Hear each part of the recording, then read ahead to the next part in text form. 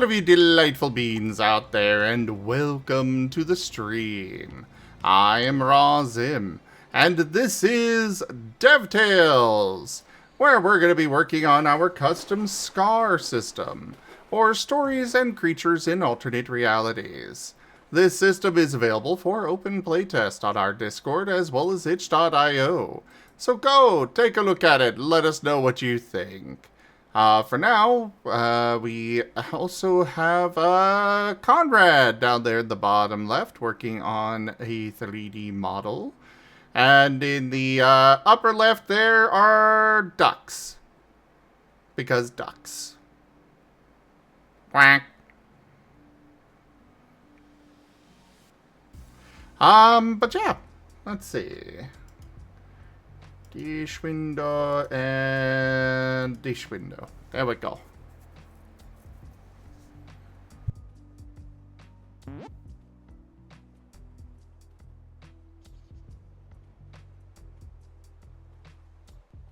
Alright, so, I guess, oh right, we gotta go with, we go with suggestions first. Yep. Yeah. Yep. Yeah.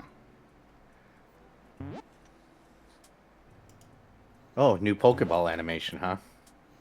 That's been there for like a month now. I had not noticed it. Yeah. I mean, that's still technically new, kinda. I don't really consider it when, you know, it's been used so frequently. Fair. Literally every stream, or every recording that I use the TF Talkies, Irvas brings out Hunter, which is under the Pokeball thing. Fair. Fair and understandable. Okay, so... Hey, satirical, even if it's already covered, I still appreciate people giving suggestions and whatnot. Because if it is, I can tell you it is, and if it's not, it's something new for us. And even then, if it has been covered, perhaps you present it in another light that might make it changed. You know? We do also like getting new takes on things. Exactly. Alright, so next up on the suggestions, we've got from Giemond. With the magic proposal, it might be good to have mana's pool scale a bit with attribute scale so vessels aren't as heavily required as a way to raise mana. I am very much opposed to that. I think the way we've worked it out is the best way to make sure that, you know, it's not super overpowered. Especially because you get your moats back. Yeah, I was about to say, because that also, raising your natural moat pool at all has the knock-on effect of also increasing your moat generation. Which is why, in order to have the highest capacity possible to do a lot, like, you know, a massive spell, you need to have your vessel and have it charged up. Because then otherwise, you know, you just start, it just starts getting into the thing where casters are able to pull out absolute bullshit every turn on expend only, getting all of it back so they can repeat it every single turn. Which is technically still possible, mind you. It just requires a lot more experience to get there. A lot more experience, and you have to actually, like, work at it, because, yeah, our current maximum, I believe, is 36 in terms of natural moat capacity. Which is assuming you have 5 in every magic skill, you have a mastered moat capacity specialty repeated across every single, you know, skill, and you pick up the extra moats feat 4 times, which is the current amount that you're able to pick it up.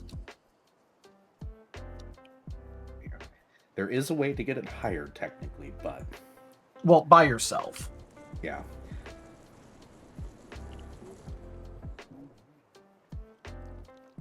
Which, getting to that amount of moat capacity is 400 XP, Yep.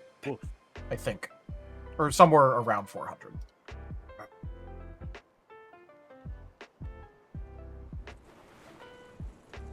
I'd have to do the math. But yeah. It's like, it's I think, high. between 375 and 400.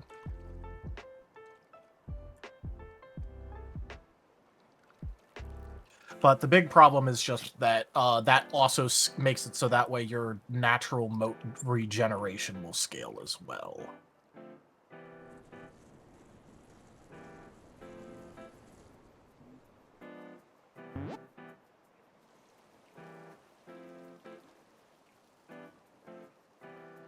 Then again, I also know that Geeman has been very adamant about trying to get new ways to increase your moat capacity.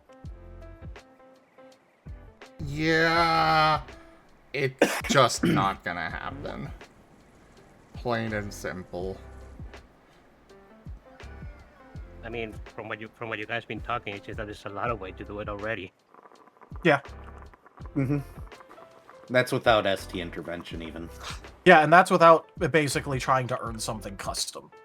But, like, for the system balance wise, there's already more than enough ways to increase your thing. And it's not only for Lick Digi, it was also for things like Data Anomaly Hunters that happens later. Yep.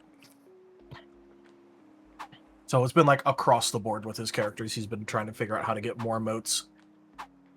Currently, familiar is the way to go if you want to go above what is normally natural. Yep.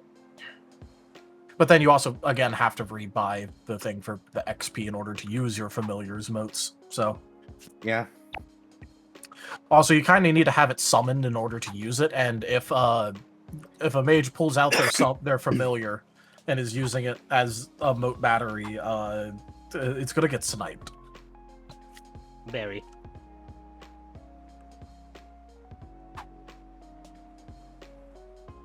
But yeah, balance reasons. No, definitely not, because 36 is already a lot. And once you start getting up into the 20s, you're able to start doing things like casting permanency spells just, off the cuff.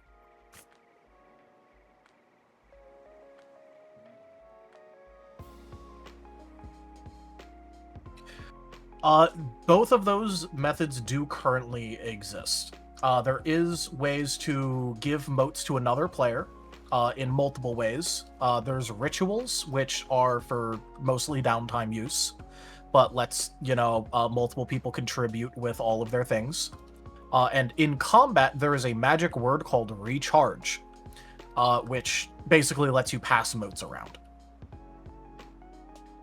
There is also stuff like amass, which is a word that lets you turn yourself into a battery, but if you lose concentration, it's going to hurt you. And there is ways to steal and drain moats from an enemy. However, a lot of the ways of doing it, you need to be very specific with it, otherwise it won't be moat efficient by itself.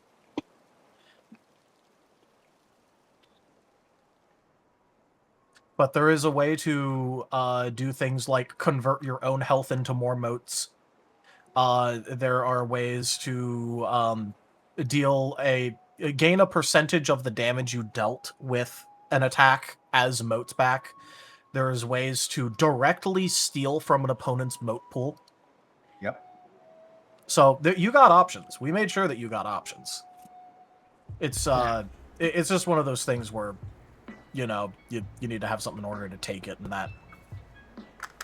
And even then, we got to make sure that you can't just, have enough modes to just poof, this is now Combo permanent. Yeah, combo off infinitely. Which, is technically possible, but it requires that someone be willing and have a theoretically infinite HP pool. I can think of one person. I was going to say, so Nova's going to be a mana battery for Thales?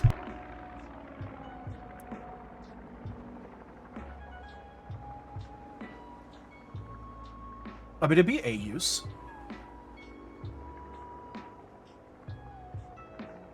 Come here, Nova. We gotta go kill God now. Oh, okay. Just hold still and try not to scream, okay?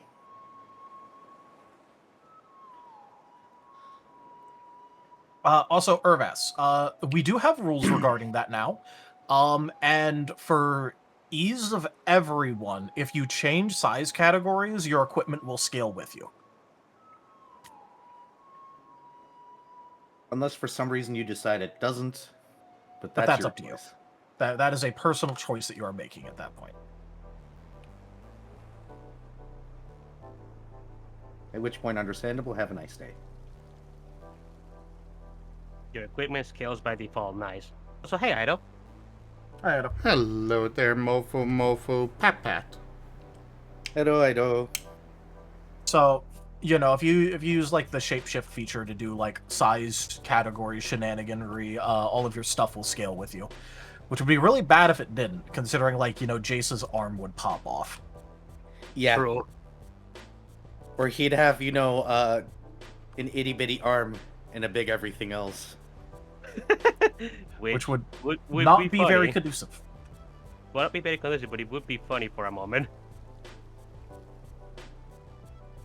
It would just take Asher like probably a week to construct a bigger one, maybe. Yeah, but then it'd be a problem every time I shift down to fit through doors. Yeah. Yeah.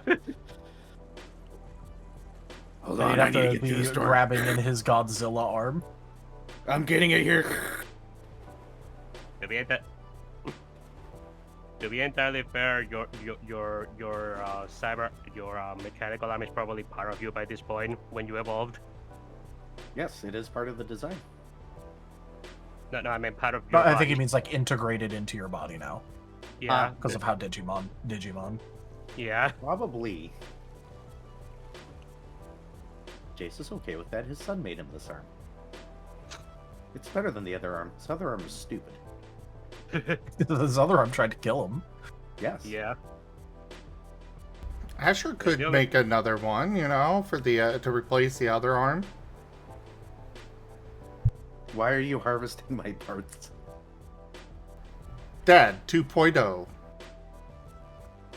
In the opinion of one of my characters who could get his arm replaced with an organic one again, but intentionally doesn't, it's really useful to have one mechanical arm. It's a pain to have two.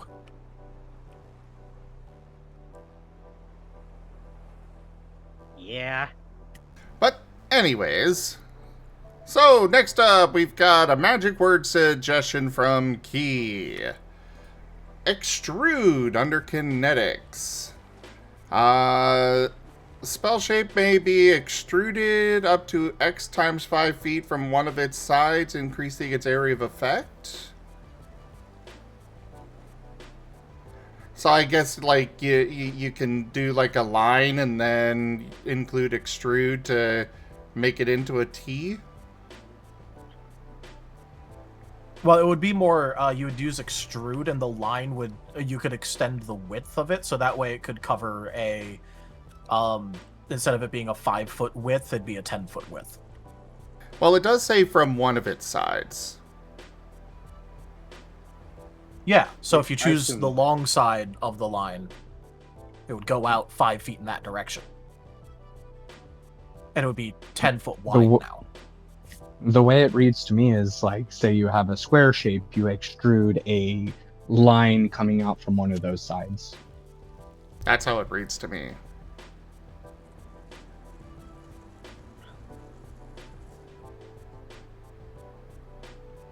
We might need clarification. Yeah, I was about to say, we might Keys need a and bad. clarification. Yeah. Alright, I'll go and pass it on. I'll put it to the discussed and ask Key for more clarification. Does sound like an interesting idea, though. We just need clarification. Because when I hear Yep. extrude, I just think about like a line and having it like having an additional 5-foot cube just pop off of it. So I just kind of read it as in like going Legos with it, and I'm like, ah.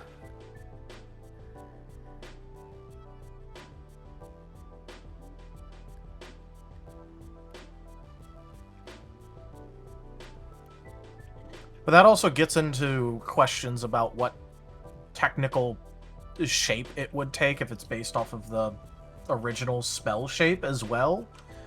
Like, because, you know, then that also brings up the question of, you know, if you're doing a sphere, what do? Make it a snow globe.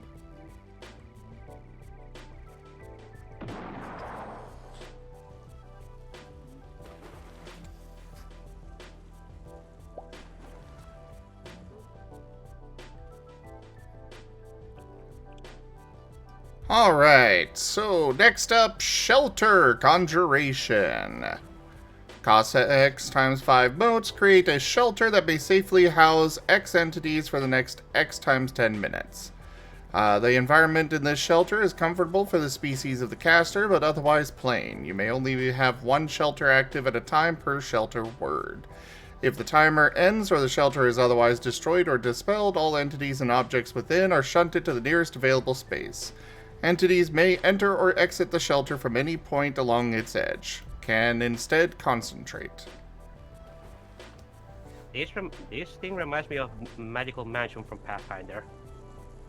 Or Yeah, that pretty much Yeah. what like it is. that. I guess that would immediately bring up the question of what its durability would be if it got attacked.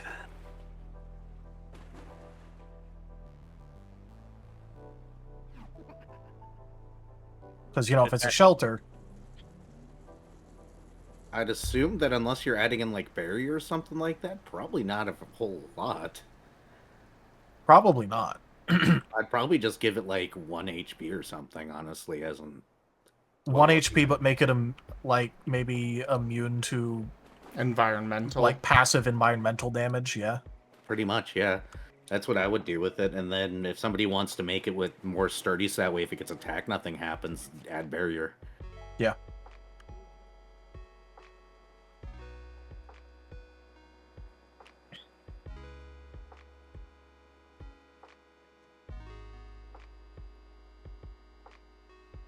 I'd say 5 health per mote. So X times 5 durability. But it's not going to have negation or anything like that. So, still easy to destroy, but still might take some work. All right.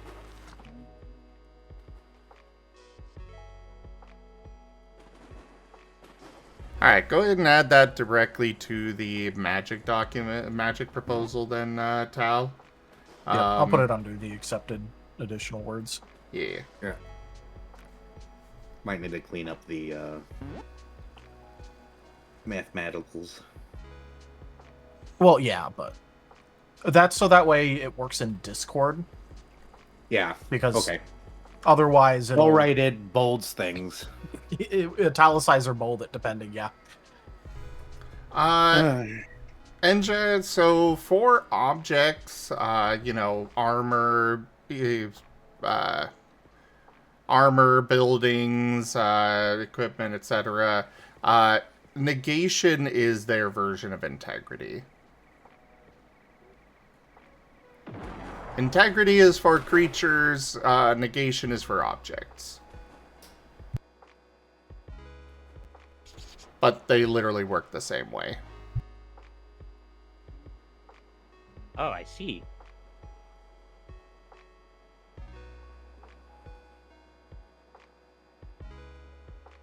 There are some slight edge cases with that where like if it is a static structure, you don't get chip damage versus it, I believe is an edge case, but you know, Yeah. it basically just works the same.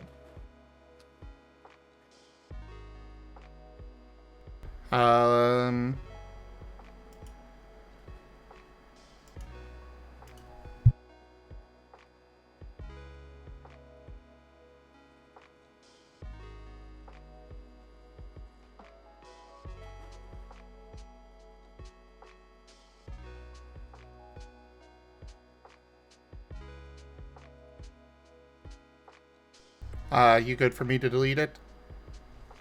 Almost. All right.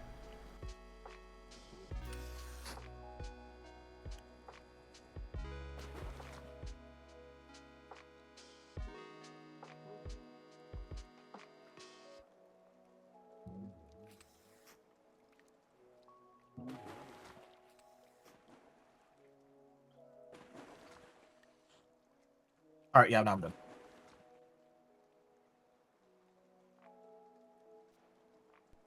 All right. Next up, a magic feat suggestion from Key. Flexible word / polyglot. You obtain a single word that you may change after each long rest. This word is always tier 1. You must always meet the prerequisites for the word. So I guess this is a freely swapped out word that you could just swap it per day. Yeah, that's how it reads. It'd always be a tier 1 word, but... Yeah, I'm not against it.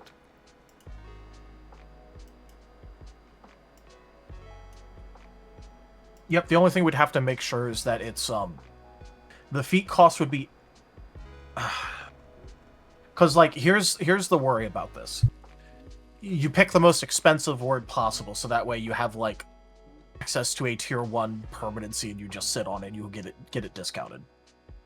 Ah, that is a fair point.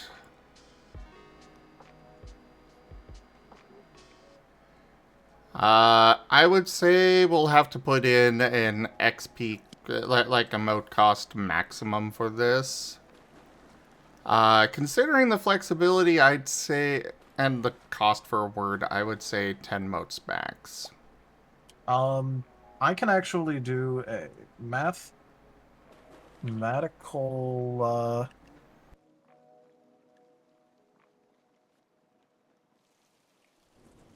up to 5 motes. That 5 mote word is at tier 1 of it is 25 XP.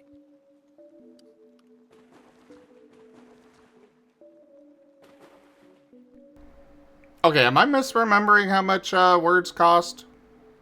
10 plus 3 times. Right, it cost. is 3 times. Yep. Do we want to make this feat stackable, in which case that way you can go up those increments? I'm going to say no. No, it'd just be you would have another flexible word that you could swap out. Okay. Definitely.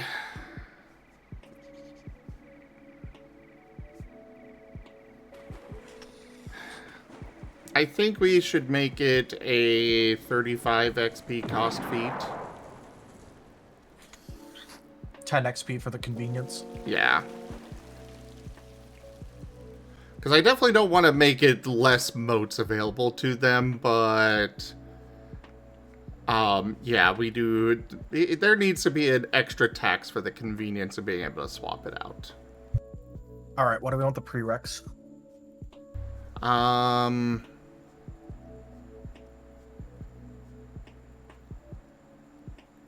I would say Phonemics 3.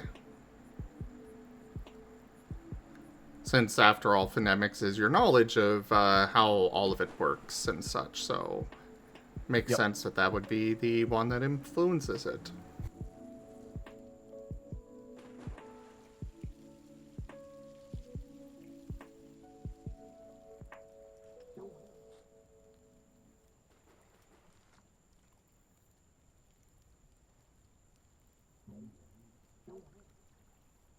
Is always tier 1 and may cost up to 5 motes.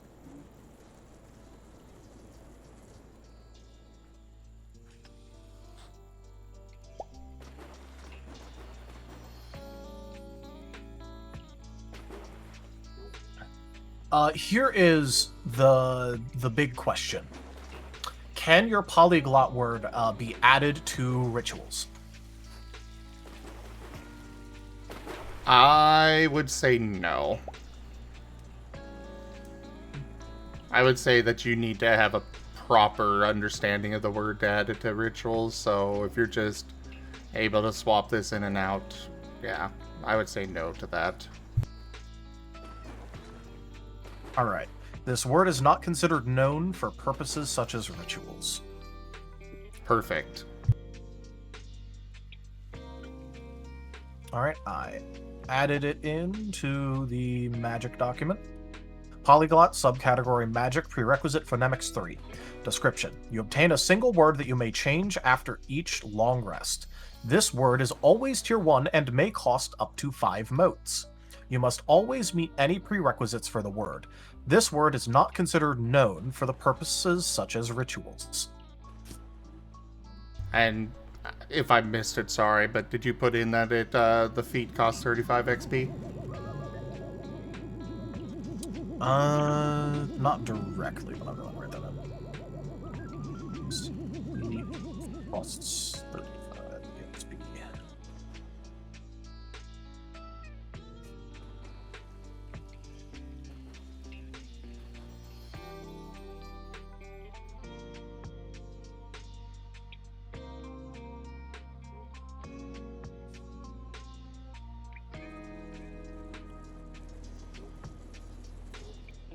Okay, yeah, we did already have that.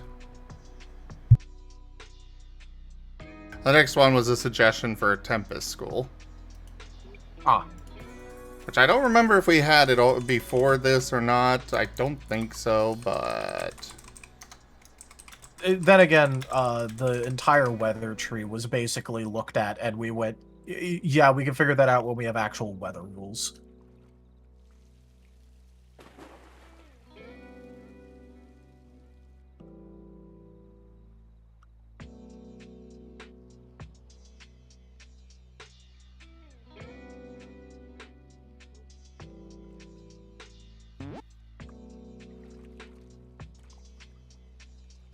Trait suggestion from Key. An ability trait that allows healing rolls increased critical chance. Likely more expensive than normal increased crit chance on moves. I mean, technically speaking, crit chance already could apply to healing. No, because it's a power roll. Yeah. Since it's a power roll, it can't. Fair enough. As for adding one in, we could, but that is a very dangerous possibility.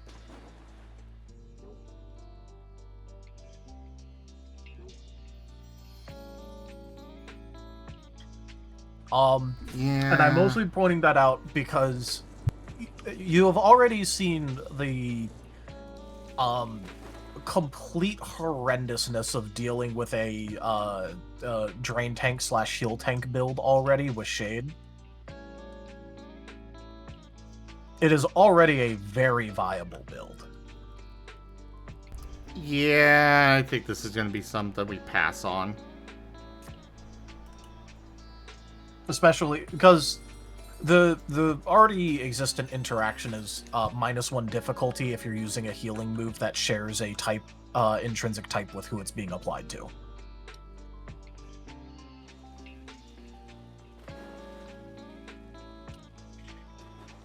Also, if we put in this, because it would obviously be expensive and take up a bunch of power cap, it would just result in people putting it like on a dynamic healing move in the full action section and then trying to only spam that for the entire team and making the entire team immortal with preventative HP shield. So yeah, probably not.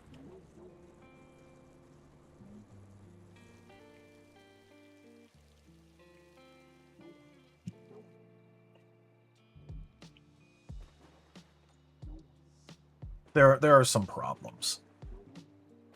Just a smidge.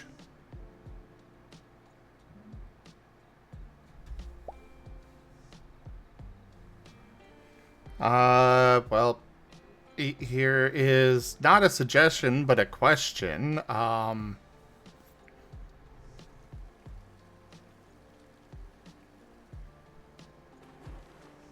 Wait, it doesn't list it in the affinity section? What?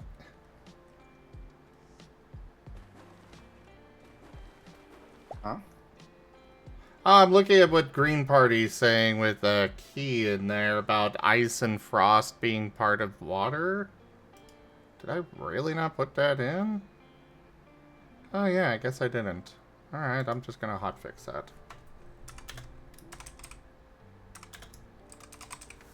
There. I mean, it does say, like, in the affinity, like, list thing that it is, like, you know, Aura of Cold is a water affinity feat.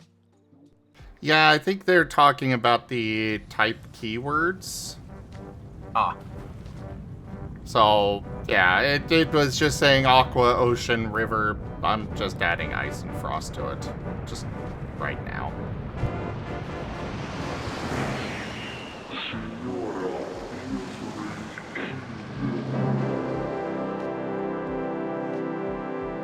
And I'm not gonna bother doing a update for that.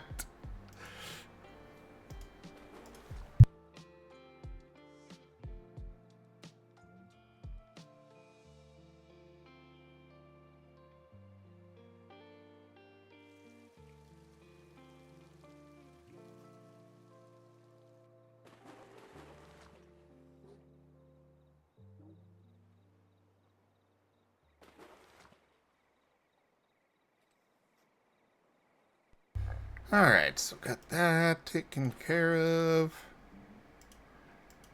Time to delete a bunch of discussion. Yep. Oh, and then there's you responding saying that that Aura of Cold is a water affinity feat. Yep. Green Party, magical feat, mana battery. You can use your reaction to give your motes to an ally. We've already got stuff for giving motes to ally. Yep. Yeah.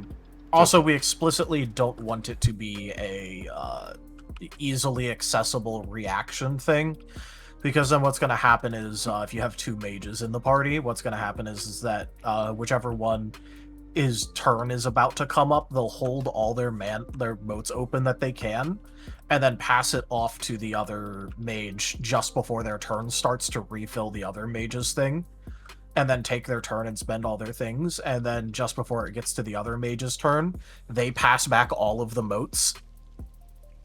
So you just have two people passing off and acting literally as a mana battery for both people. Infinite recursion. Yes. Which you can still technically do, it's just that there's a little bit of lossage currently in order to do that, which is kind of the point. It's a mana leak. Alright, from Giemond, item or armor suggestion, ritual garments, helps protect against ritual interruptions and failed rituals consequences. Allows use of integrity against ritual miscast damage from an interrupted and miscasted ritual, and provides a +X bonus to integrity to protect against ritual damage. X is a placeholder or could be the tier.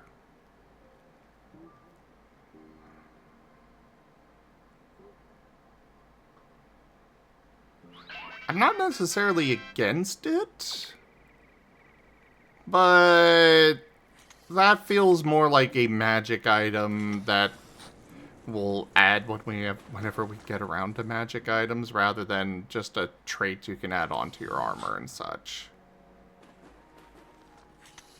And even then, I think it would only allow integrity against it, not bonus integrity.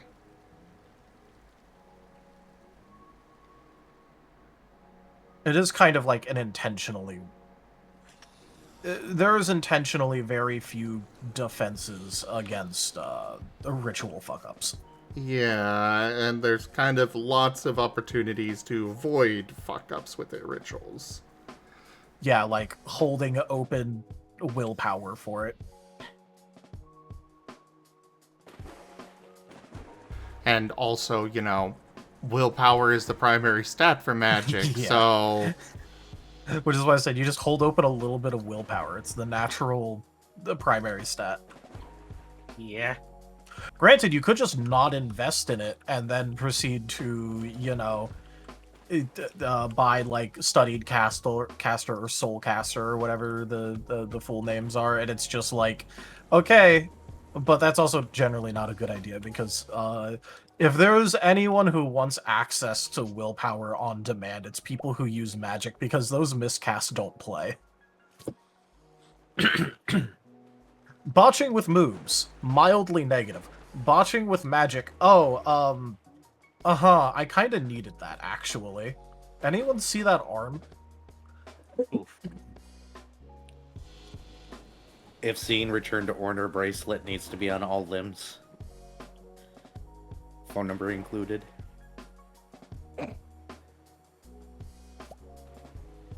Oh no. Kotor has a new fear whenever Riddler's magic. Yes. He already knows, like, 2 magic words. Fair. Actually, it might be 3, but I think one of them's just a range word. I think. All Maybe right. Shrew's putting range on any of his magic just becomes a melee caster. Horrible idea. Number 17, let's go. Next up from Lightpaw, feat suggestion: ablative barrier, possibly ST only. The possessor cannot be brought below certain health thresholds in a single move. Each layer must be removed successfully the first time, i.e. first tier, until the character has been brought to 50% health. Any damage that would bring them below 50% is ignored. Second time the gates are 33% and 66%, etc. Oh, so That- basically he's talking about putting in hard-locked bracket barriers for boss HP bars, so that way they can't get, like, combo attack one-shot. Yeah, And Yeah, but instead shield it would gating. maxim... Yeah. yeah, that sounds like a boss mechanic. What was that, Rajan? The shield gating. Shield gating. Option. Give your bosses stages, just like in video games, where you knock them down once and then second form comes out. And then shout, this isn't my only or my final form. It does seem kind of unnecessary to me because there's already enough mechanisms in play that your players could do kind of similar things. And if you're the storyteller, you run the game. Just do whatever the fuck you want. I'm not up against putting this in as a suggestion for storytellers for their bosses, but I don't think we're gonna make it a feat or anything. Yeah, I was about to say it was suggested as a feat, meaning it'd be able to be used by players, which is no, that sounds like Yeah. a bad idea. Yeah. Go ahead and... I mean, there's already live on 1 HP effects that people can buy, but yeah. Yeah. Yeah. Go ahead and put in the notes, storyteller, and then basically put that in. Just What was it called? copy paste it over Rahara. Ablative barrier, but it's in Scar suggestions. Okay, one moment.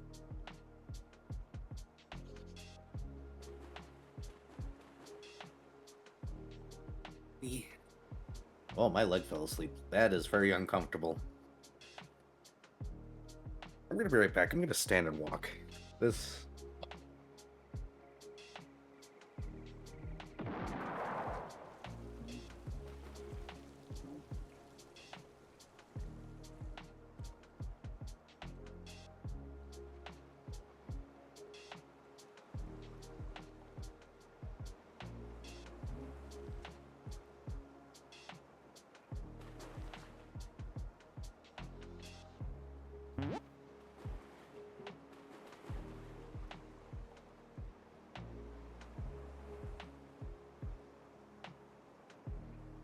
Got it.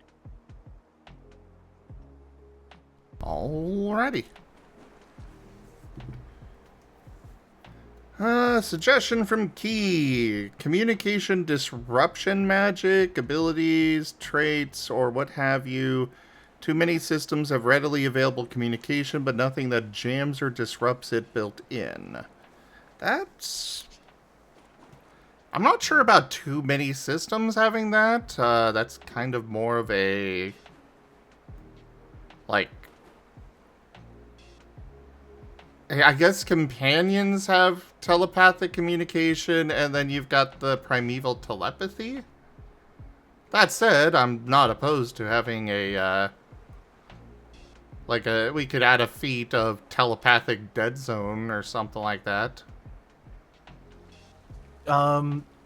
Yeah, just thinking about it, we have companion communication, we have the, telepathy with the collective and everything.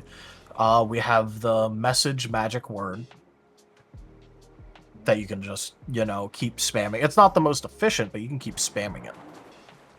True. Also, one sec.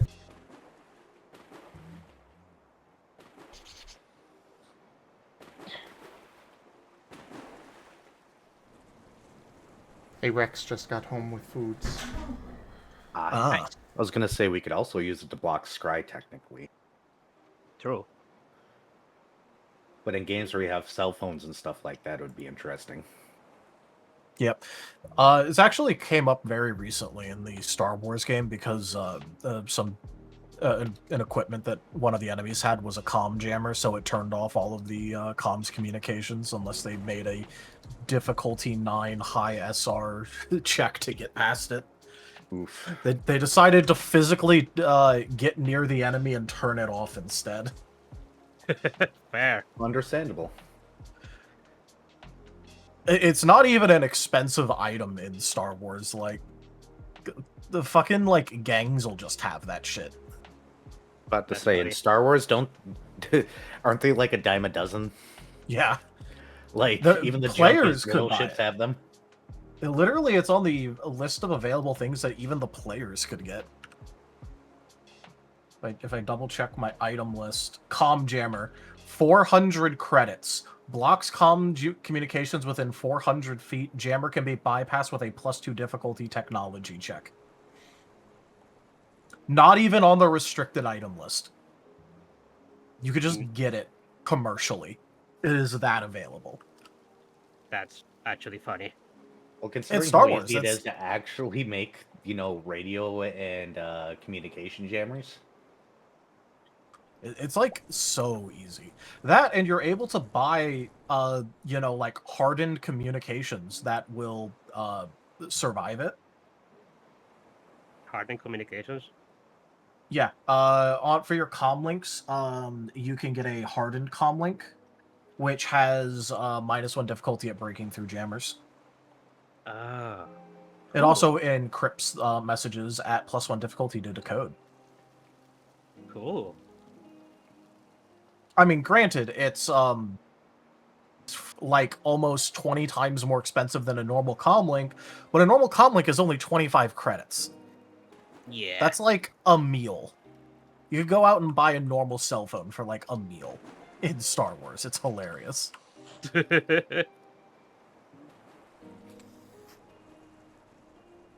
Yeah, but also those cell switches. phones are also, you know, just really basic, you know, all it does is call. No text or Yeah. anything, but It could also act as like a pager, kind of, where you can have it beep at you.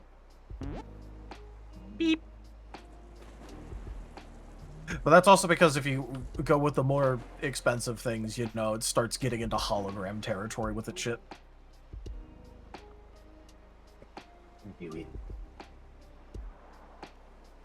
Granted, I also think there's more expensive comm links that, like, can have screens, but normally they don't.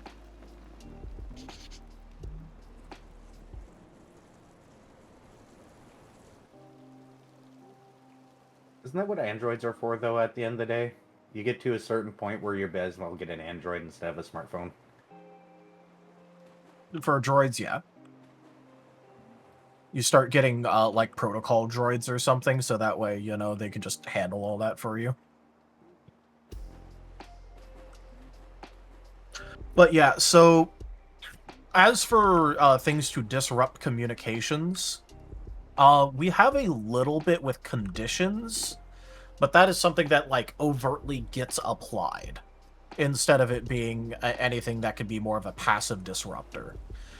The only natural thing that we really have is the, noise cancellation affinity feat for Sonic.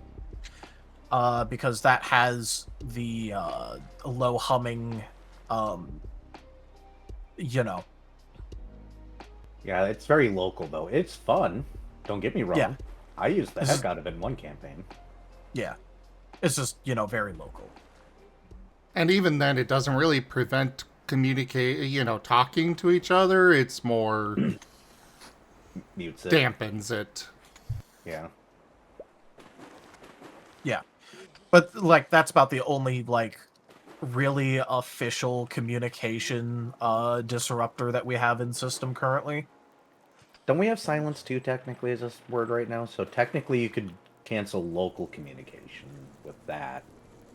Like verbal. Maybe I think so. I know we have silent spell, but I don't know if we have a... I don't know if we have a spell that specifically just makes it so that way you can't make noise. We've got a Talk. we've got a condition for removing the ability to speak to each other, and either way, there's muzzles and stuff for that. So I'm not worried about coming up with something for that. I'm thinking stuff for telepathy in particular, or cell phones and like. Yeah. One interesting avenue that we could go is we could put in an upgrade feat for the mind shield that lets it so that way you're able to sort of expand the effect. In order to act as a minor counter versus the telepathy version that you're able to pull out. I like that. So an upgrade feat that requires that, the Mind Shield feat, which just, I would say short range, and it prevents telepathic or electronic long range communication.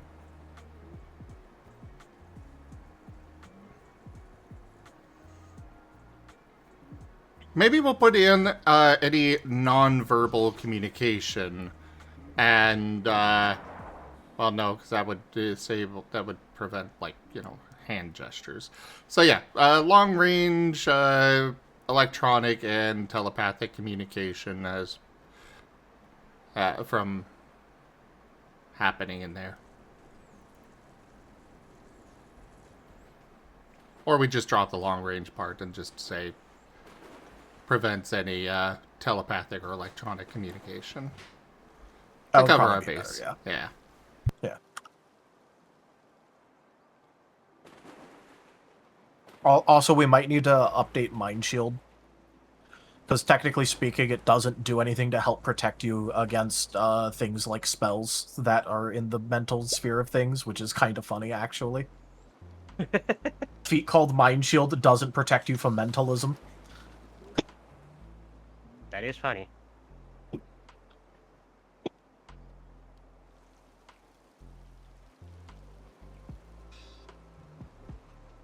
Hello, Eric.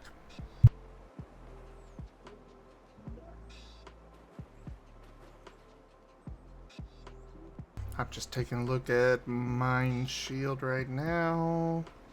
Yep. In the notes, it says this does not grant you protection against moves or spells. It only grants against primeval features or feats. Oh, we can go ahead. I would say for moves and spells, it increases the difficulty by 1 for them to affect you. But we don't want to just outright disable.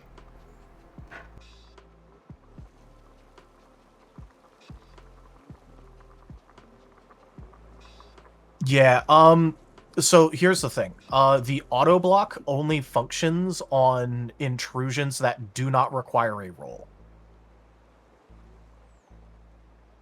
If it requires a roll, technically speaking, it granted -1 difficulty to you to resist it.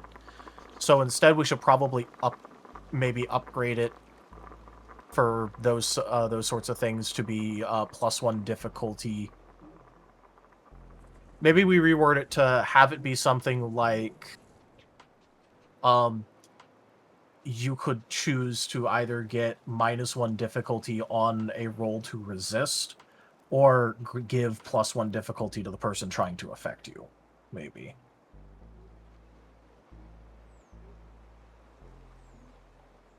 Because technically speaking, this also, I guess, wouldn't do anything against more overt things. Because, you know, if you're on the defense against, like, spells and stuff, it isn't like an opposed roll. It's just, you know, do they affect you with it? So you don't roll anything.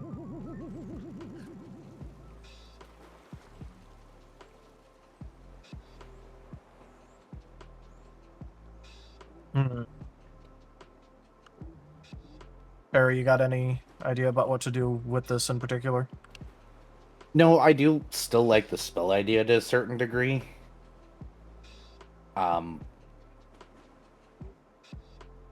We have to. I be more meant careful, with the wording. updating of Mind Shield. Let me pull it back up because where's the book? Are Yep. you on it in the book right now? Because I want to look at it again. Yeah.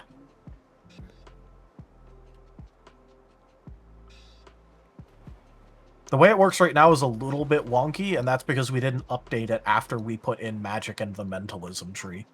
So now looking at it, I'm just like, oh hey, wow, this doesn't work. At least not the way that it's supposed to.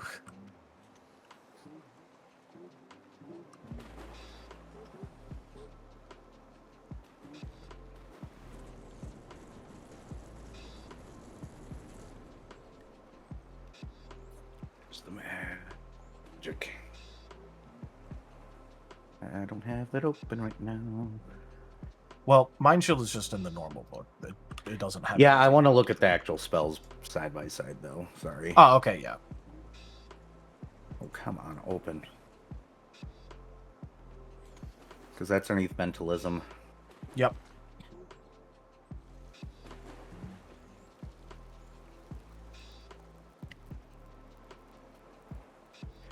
Yeah, especially with charm, huh? Yeah, because there's, you know, like, charm, loyalty, memory sift. Yeah, which means that this feat would technically kick off on turn 2 when you go roll to resist, huh? When you roll to cleanse these sorts of effects, yeah. But it wouldn't do anything to actually protect you initially. So it's sort of the way it works right now is, lol lamau, I proceed to look through all of your memories. Okay, now you can roll to try and resist it and you get your feat upgrade. Yeah, definitely going to change it to include that those attempting to do it to you will have +1 difficulty, and then you also get the -1 difficulty against resisting. Yeah. Bearing in mind that this is one of the feats that does not scale. Yeah, but that's because it's a difficulty changing thing, Yep. so that automatically scales with your pool. So that would be the easy way, is just make it more difficult to apply it on you in the first place. And Good night, Merle. Good night, Meryl. Good night, Meryl. Yep. Right, well. That'd be the easy fix. I don't really see a reason to do anything else necessarily.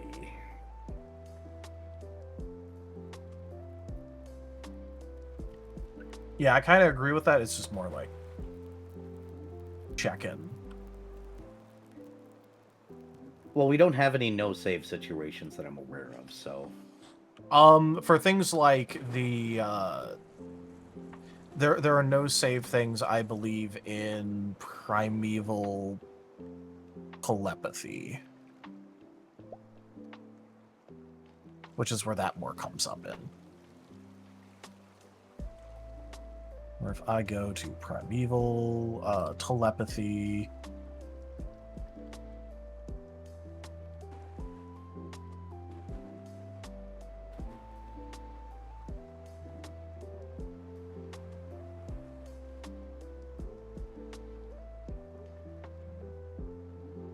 Surface reading, for example.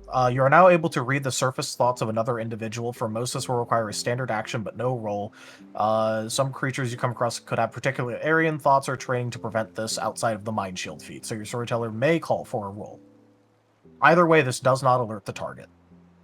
I would codify that as if they have the Mind Shield feat, they have to roll at that point.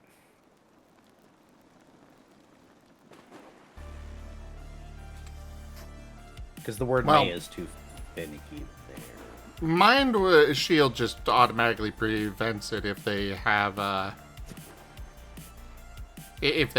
feat. Yeah, it just goes, no, they have Mind Shield. Okay. Because the way that read made it sound like Mind Shield would have to be rolled against specifically. No, it says it with,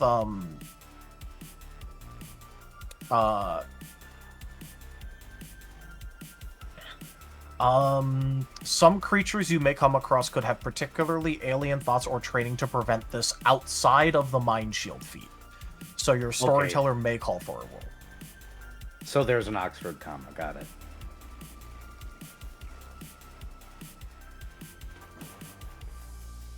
Yeah, it's just sort of like, it does want you to, it does make it so that way you, it just turns off things that don't require a roll. Yeah, then just increasing the difficulty should be fine. We don't really need to make any other edits necessarily, unless we want to specify in the feed itself. Where did that window go? Which window is it? There it is. Yeah, I don't think we need to specify in the feed itself too much about it, because the feat should remain as general as possible about things. Yeah, that I'm would be the only thinking thing. what we do to the feat is, of course, specify the +1 difficulty, Yep. but it'll be specifically against mind-affecting effects, as determined by your storyteller. I do think we'll put in the caveat that it does not affect conditions. Yeah. Because if they're trying to, like, we don't want this to just be like, yes, I have protection against Charmed, Berserk, Torpor, or, you know. I'm sorry, you can't make me feel weary. I have Mind Shield. I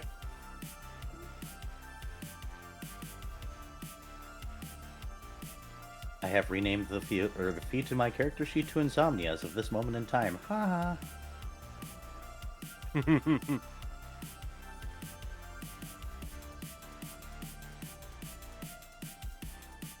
To be fair, if you want that sort of effect, you could just, like, pick up a specialty for, you know, Torpor, and then just apply it to your integrity. So that way, you know, if something tries affecting you with Torpor, you just get pluses to your soul save.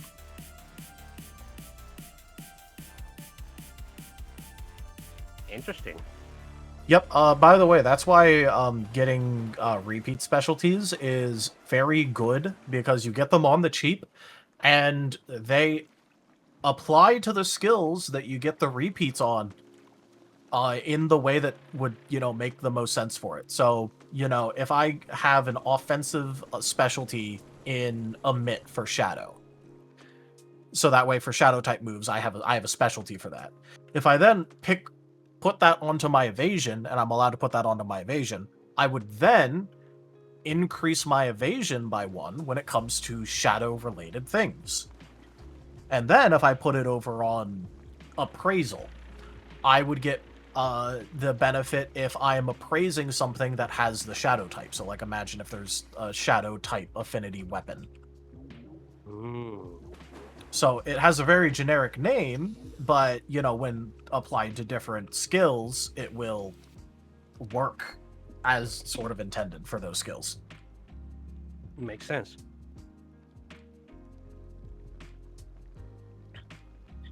So, you know, if you have an offensive specialty for, like, a condition, if you put it on your integrity, you'd also be better at resisting said condition. Interesting. You know, sort of playing up the whole you dare use my own spells against me, Potter kind of feeling. But Where all it's right. just like, yeah.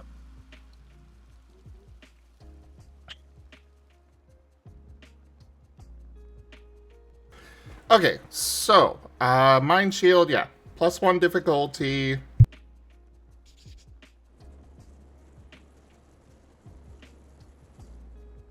On resisting or on applying mind affecting effects as determined by ST.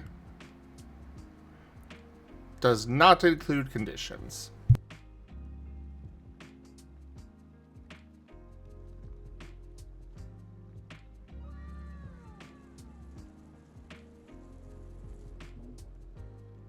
And what should we call the preventive one? Communication, or we could just call it dead zone. I was thinking dead zone myself too. Dead zone. Yeah. Dead zone.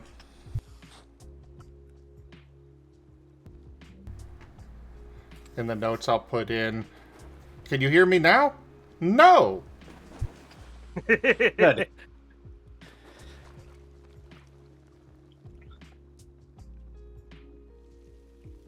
Alright. Well, that does take care that is all the time for suggestions today. That one kept us busy for a bit there, Key. Because I know he watches these. Yep. Well, I mean, that's kind of what you get when, you know, you make a suggestion and we're like, oh, hey, here's where it would apply really good. And then we realize, hey, wait, we need to update the thing that it's going to fork off of. That's what you get. We should also add a word for it. So that way they could make, you know, cast it onto a spell, or cast it onto an object, and it's just that object in the area and stuff. I'm just going to call it, like, muffle or something, I guess. That works. Yeah, muffle would probably work. Where do I put that? I For the think he's spell got things, I take care of the spell thing. Okay.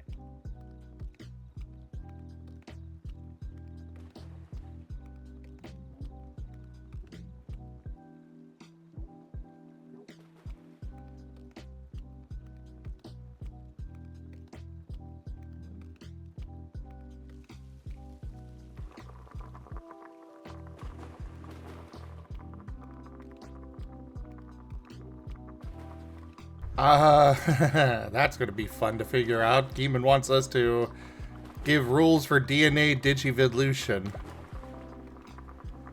What? I'm... Yeah, when it comes to stuff like that, I'm just going to rule that's a supplemental thing, so, Yeah, that's what he wants, is it's for the supplemental, but, I don't think we're going to be at the stage to discuss that anytime soon.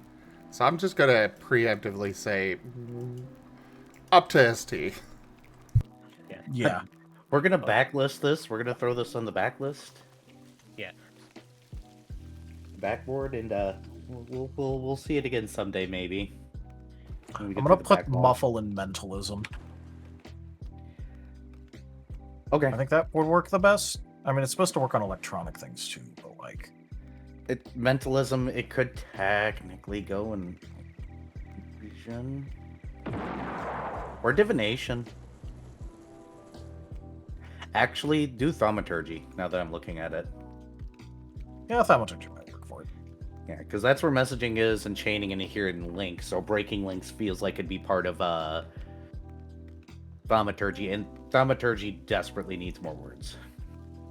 That is true, but that's also because it's kind of one of the ones where it's, with what it does, damn is it good. It just needs more variety.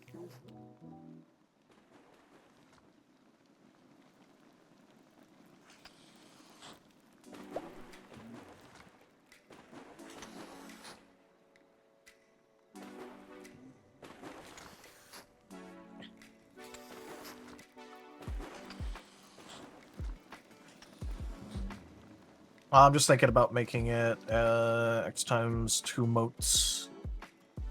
It's situationally useful, but it's also useful.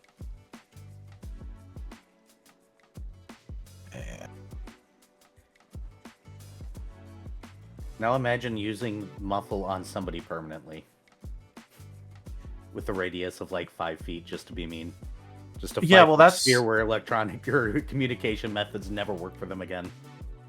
Yeah, but that's also, you know, you could use that offensively by putting it on yourself if, you know, you want to be a dick to other people around you, and you just, you know, super expand out the sphere. I'm just thinking of a funny curse to do to somebody, because it's funny to me.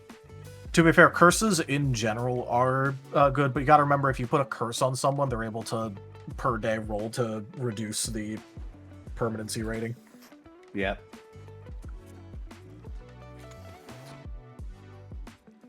Alright, so to the to-do list.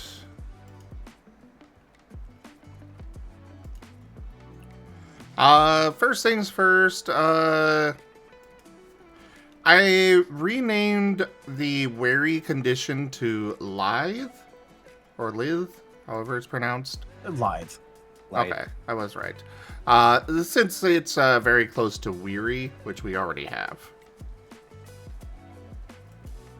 I felt lithe works for what it does with the whole dodging, or avoiding AOO. So, just want to make sure that was good with everybody.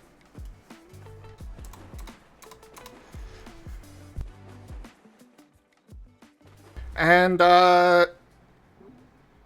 I've got some stuff that we Kobolds are weird, man. Oh no. They want to do weird stuff with their characters that we don't have rules for. They're just weird. But yeah, we got some stuff that we need to cover for that, since that game's starting next week. So yeah. First things first, ammo, in particular special ammo. I know we discussed this a while back, but I don't know if we've got it written down and codified anywhere. But my thought is for weapons that have, like, you want to have your ranged weapon with specialized ammo, I say the XP cap is halved for the weapon, and then you can design ammo with whatever effects you want with the other half of the XP. Oh, you have to have a weapon capable of firing the ammo? Is that what you're suggesting, basically? Well, then we'd also need to come up with ammo traits. Yeah. And the other thing about it is always that you can make multiple moves for the same weapon, even if it's a ranged weapon, or, you know, when I say moves, abilities. You can make multiple abilities for the same weapon, even if it's a ranged weapon. You could just make a different ability with the same intrinsics on the weapon, because the weapon doesn't change. And you could have it be attached to swapping out its ammo or something. That's a very good idea that I did not think of, and I overcomplicated things. So yeah, that works. Yeah. That's how it's supposed to work. I mean, that's what I designed. That's why I made it so that way with weapons, you're able... People don't do it, but you're able to buy multiple different abilities on the same weapon. And it is for shit like this. I have to look up how to do that again. But yeah, basically, you remake the weapon from the beginning, but it has to keep all the same intrinsics. Yeah, okay. So you just spend XP differently, but it just keeps all the intrinsics.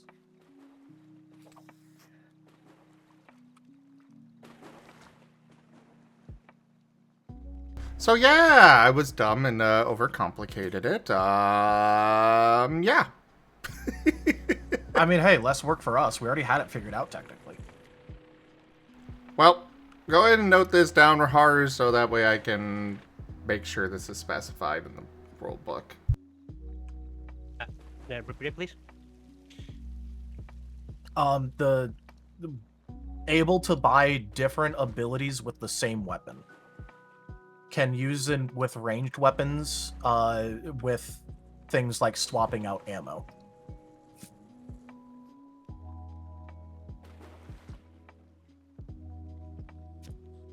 I think that's a Cliff Notes version where Zim will know what we're talking about.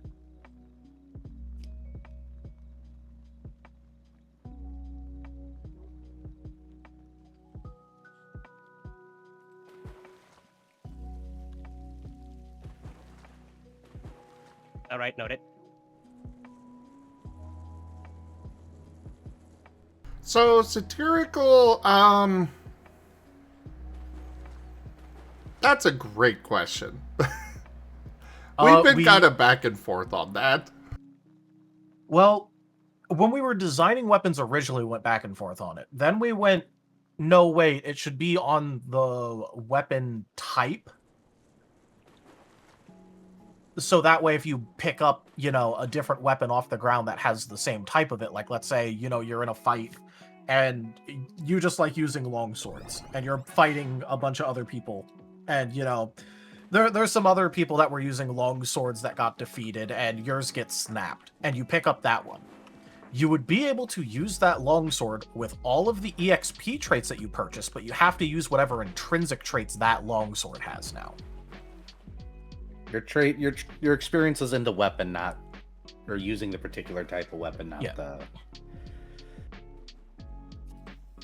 So if I'm good at using semi-automatic rifles, and I pick up a different semi-automatic rifle where it's a medium weapon, and I go, oh hey, I have this attack that uses this. Granted, it's gonna be a little bit awkward because I have this or that different thing because it has different intrinsic types, but you still know how to shoot the damn gun. You can still do your stylish gun trick. I think it's just sort of a thing where it's like the XP is technically speaking you purchasing an attack that requires a certain kind of weapon to use, but it doesn't have to be only that weapon. Granted, if, for instance, it relies on an intrinsic, like the attack, in order for it to work right, relies on an intrinsic part of the weapon, if you lose the weapon, you're kind of boned with that attack now, unless you find a good replacement.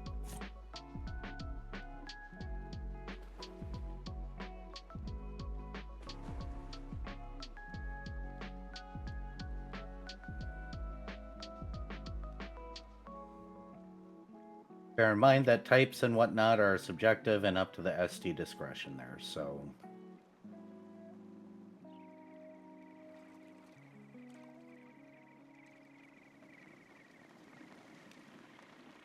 Yeah, so it's like, if you have a build that relies on thrown weapons that, also have the returning trait on them, if something happens to, like, break it and you pick up some throwing knives off of someone, you can still do the throwing part, but those aren't going to magically start returning too. You're going to need to manually go collect those.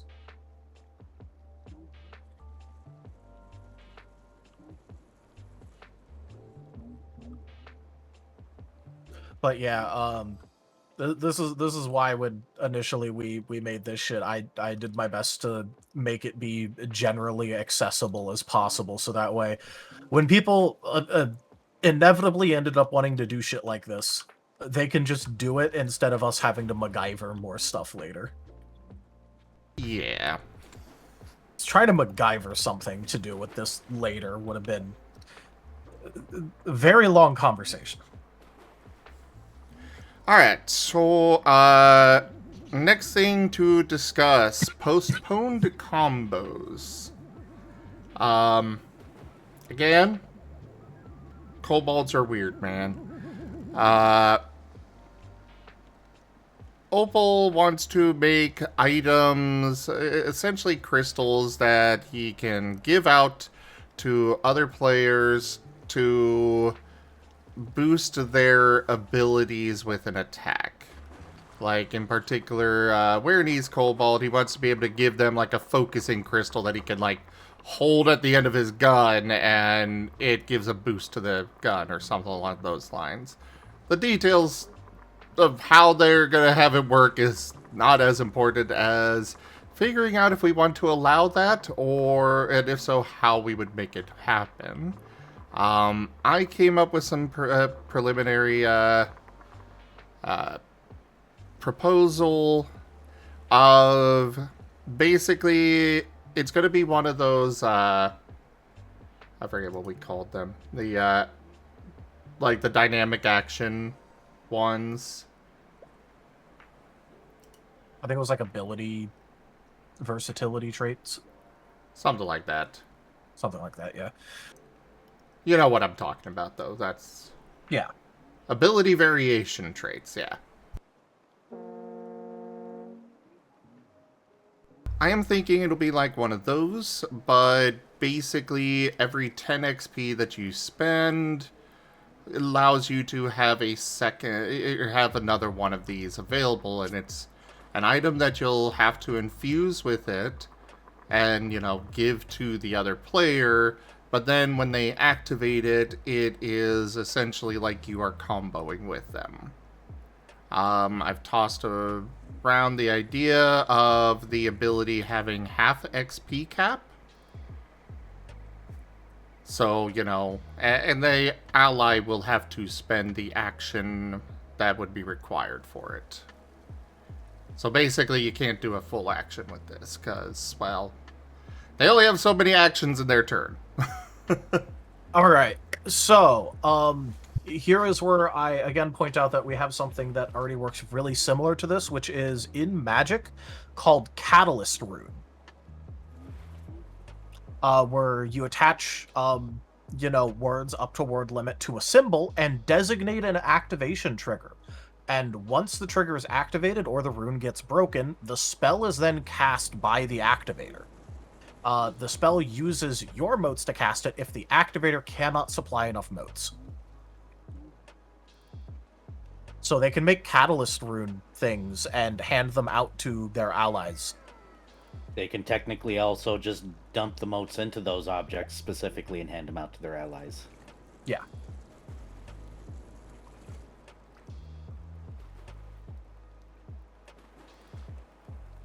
Well, I mean... it is the first thing in Runic, if that helps. Yeah, I'm taking a look at it. Granted, we don't have a way to make this work with things like moves, which might be more what they want. I think it is. Like, I don't think they really care what it is, but I think their intention was moves, yes. Because it fits in with magic. I'm not sure how I feel about... That feels so complicated for moves, doesn't it? Or am I just being dumb? Maybe. There's, like... Because the thing is that putting it in this way would also make it so it's more scalable for abilities in general. Mm-hmm. But I will say that is the exact sort of functionality that was the reason that I made Catalyst Rune. I mean, I'm good with having a move variety of this as well.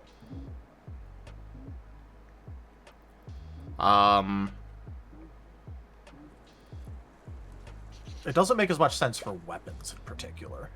Well, with weapons, I'm thinking, you know... In the case of weapons, it'd probably be more like... You're handing them a grenade. Yeah, basically a consumable, but it's something that you created or something. It doesn't work as well for weapons, but I mean, I'm okay with allowing it and letting them decide how they want it to work. Yeah, I'm just more pointing out that, like, you know, it being as flexible doesn't work with weapons, but that's because weapons are inherently less flexible. But yeah, that would just be the equivalent of melding with a limited use item or one-time use item. Yeah. Which we could have it just basically be that you're handing them a item that they can, instead of combo rules, they use meld, but it's basically the same Which is anyways. a combo sub-maneuver now, so it's Yeah. using combo anyway. It would just mean that they have the -5 accuracy on the thing. Yeah, but that is, at least for the weapon version, that is a small price to pay for getting to load intrinsic traits onto an attack to meld with. Here, I made this claymore. Just make sure this side is facing the enemy when you hit it with your sword. Hey, so I made a single-use thing. It has an upgraded damage type on it. It has indiscriminate. A little bit of you know, it's risky, so don't mess up with it. But I loaded as many penetrating traits as I could onto this. Here you go. Hold on, there's a sword, and I hate to bring up this anime from Naruto, called the Blast Sword, that has a scroll of blasting on it that's infinite. So when you hit it, the sword explodes. And that is just what you made me think of. I'm sorry.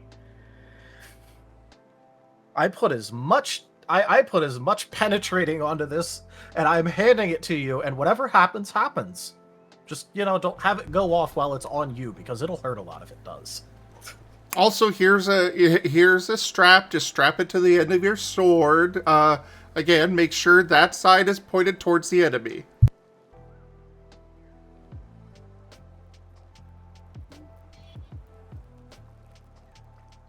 That is kind of the thing, Satirical, is that Opal wants to be an artificer, essentially. And then we've also got Vasya, who is an artificer. And they want to cooperate. I mean, it is Kobolds, so it makes sense, but still. I would push them right into magic and just be like, okay, theme it. Yeah, I was about to say, like, you know, you can be... If you're being an artificer, you're kind of dedicating yourself to being a bit of a techno mage anyway.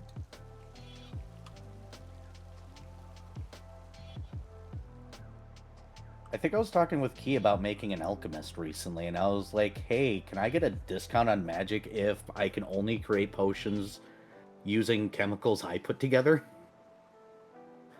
Kind of funny. So I can't just turn anything into a potion? Here's the words I would need. If I need to create a temporary potion, here's how I would do it. Create mundane. Enchant item. Vari, they have already brought up making a mech. There is already art of them in a mech. Wow. Actually, we do specifically already have a thing that exists in order to act as a currency for magic. So for our magic in system, there are two different versions of a spell you're able to cast for every spell. One is expend, one is burn. Expend just means that those motes are gone until the start of your next turn. Burn means that, you have proceeded to burn those motes. There is something called reagents where you are... Oh, he said dang ads. Dang, right in the middle of my explanation. Indeed. I was getting right into the swing of it. Here, while the ads are going, the upper left corner of this thing,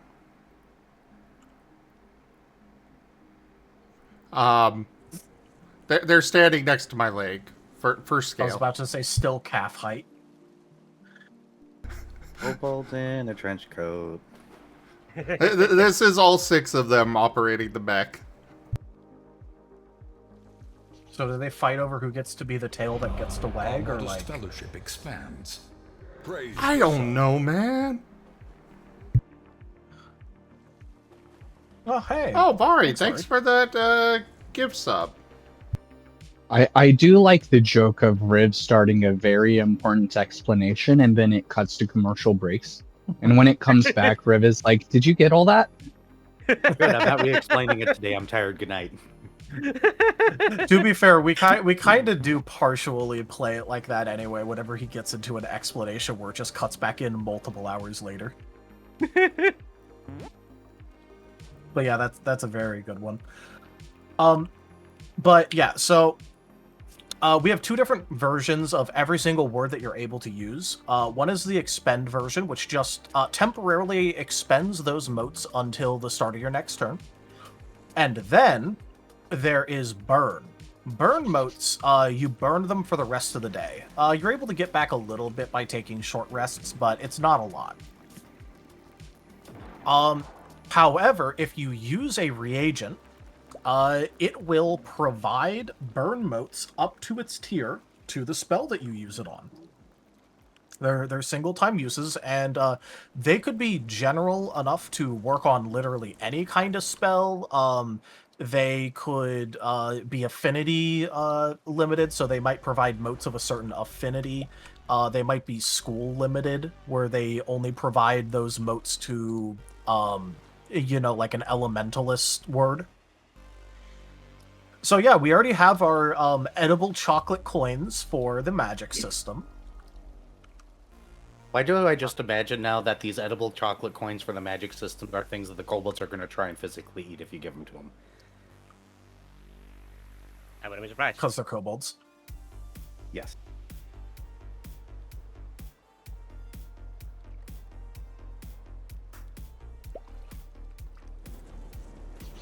Just from the session 0, there was so much fan art.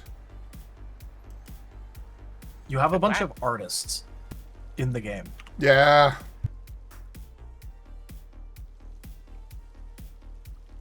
All except for Ren are technically an artist. And even since then, we've been getting them drawing each other. Like, Hex put this lovely little piece together last Friday. Boom. Boom. Isn't Hex having an art war with Ido? Yes, he has been. I believe so, yes. Nice. They were drawing each other kobolds on, with all that too. That's cool. Whoa, that's the real nice. Yeah, it's very nice.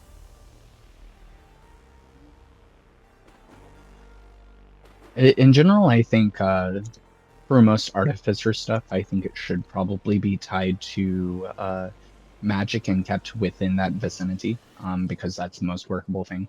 But if we wanted to allow something like this within moves,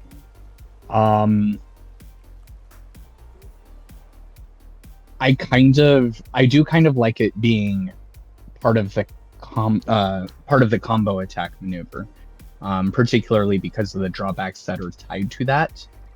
But it being something that you construct preemptively, I think should also consume some amount of resources to account for the fact that after the fact, like, you're not setting up the action to prepare the combo.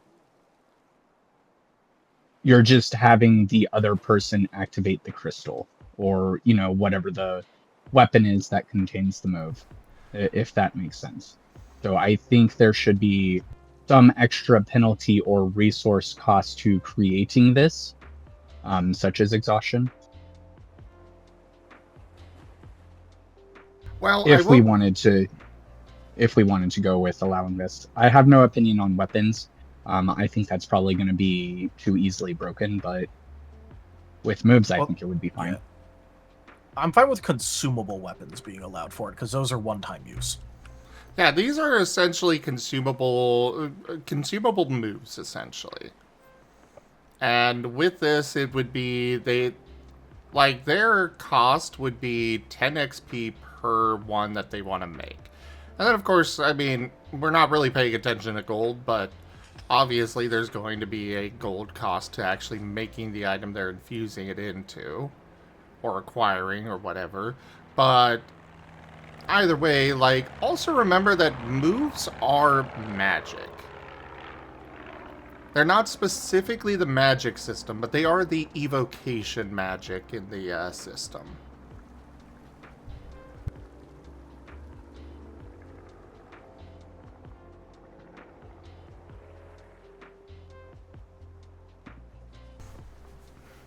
But Maybe the item being called like, or maybe it just being referred to as a suspended ability.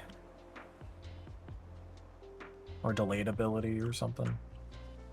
Well, I'm first looking at this from the action economy. Unless the cost is high enough to counterbalance the difference we're making in the action economy, that's something that's very important to keep track of. Yep. When we're allowing someone to just create a consumable item to do a combo attack. well, I did, as part of the proposal, I did state that the action that you're tying to this is limited to half XP cap. So it's not as good as a move of a similar,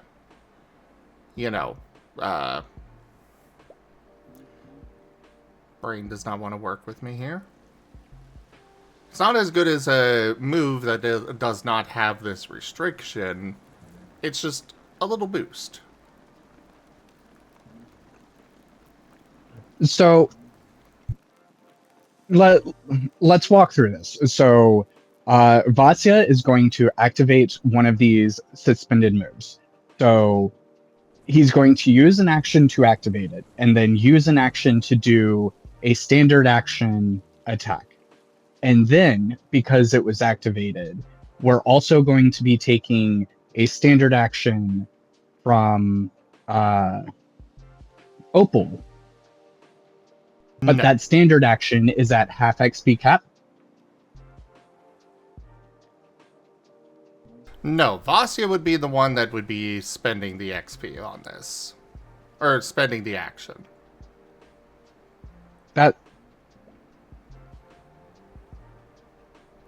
Yeah, I said spend an action to activate it, and then spend an action to actually do their own attack. Yes. Yep, Opal's and not then, using an action there. But they would have had to priorly use an action in order to ready that. Yeah. Probably outside of combat, but yeah, in combat, Opal would not have to activate anything. Yep. I just have concerns about that, because if we're looking at the combo maneuver as our baseline comparison, the typical combo maneuver is already requiring both parties to use 2 standard actions. So even if you have the secondary attack at half XP cap, you're effectively getting something that is the equivalent of 2 standard actions and a quick action for the cost of just 2 standard actions, when previously we would have requested 4 standard actions. Does that make sense? That's where my concern is. Yeah, just so you know, mathematically, if it halves the total amount of basically, if it halves the caps on it, that is already the sort of difference between a like a 2 standard action thing and a single standard action thing. Granted, for full actions, unless you have the full speed ahead feat, it takes the quick action on top of it. But it does double the caps. So basically, it's someone spending a standard action in order to provide a quick action effect to an ally. But, you know, the cost is paid earlier. Or less than quick action. Whatever. Well, yeah, but, like, you know, just using the example of the standard action that was given. Yeah, but but if we're allowing them to set this up and consume that action outside of combat, then like obviously we can have like a certain limiting amount that you can have. The XP cost is already a limiter, but it does feel like it's maybe on the edge of messing with action economy a bit too much. Potentially it can be, yes. That's just where my main concern is right now. If Tal Darius thinks it sounds okay right now, then sure, but Yeah, so it's one of the things where it would be something we would have to keep an eye on as it gets used, and then, you know, we might have to, like, change it later, depending on, you know, what the actual thing is. Because obviously I haven't done it, I haven't ran anything more than me currently running napkin math things on this. It shouldn't really be that much of a problem unless we let people make full action versions of this, and then they can do the full action version out of combat. So then, you know, they're providing a standard action level Definitely thing not. for. Yeah, that's where it starts getting dangerous. But specifically, because I'm fine with it so long as we make it so that way there is a very limited amount of these that they are capable of producing out of combat, or like at one given time. Because then otherwise what you're going to get is someone going, okay, I'm going to buy a quick action version thing, and I'm going to be up all night, and oh hey, miniature Book of Ix. there's that, or also like if the cost to create this is low enough, you could just have the entire party just produce one thing before going into a boss fight, and then they just like trade hands, and then one round they just throw out 6 combo attacks or whatever. Well, first off, I would say that they could only use one of these on their turn. So, you know, It's more about if everyone has access to it, then they can all do it on each of their turns. Yeah. That's the problem with it. Well, I'm not sure how to limit it then. Only having, you know, for instance, one prepared at a time of like each move that you have purchased it on, for example. So if I go, okay, I have put my you know, suspended move and I've made it, I can't make another one until it gets used of that particular move. Doesn't this also open up the possibility of self-comboing? Yeah, but that's normally called a meld anyway. Okay. Which actually, Yeah. this brings up a different thing. I think we'll count these as melds. We're gonna have to change some rules for melds then, because there's currently a rule that says you cannot meld between turns.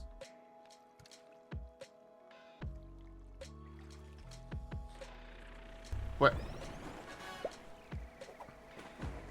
Since this is technically using another action from outside of this current turn, you wouldn't be allowed to. No, it's not. What I'm proposing is that, you know, if you're wanting to... Okay, so you've got a standard action one. With standard action to suspended action. You're using your attack. You're using the crystal or whatever. That's 2 actions on the turn. You can't just use it from outside the turn. Yeah, but someone else had to do it. Like, spend an action for it outside of the turn. Unless we're just saying that doesn't count. I would say So someone that has to doesn't make the count, action to 'cause make it. I would say that doesn't count.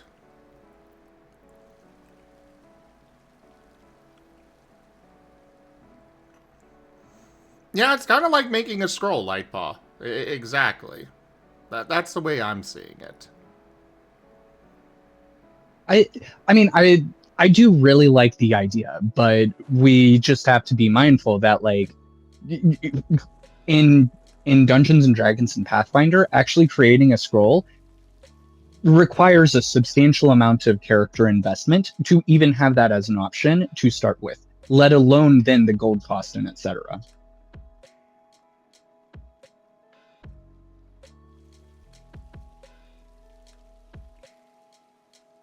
But I also don't want to just like say make it a primeval feature kind of thing.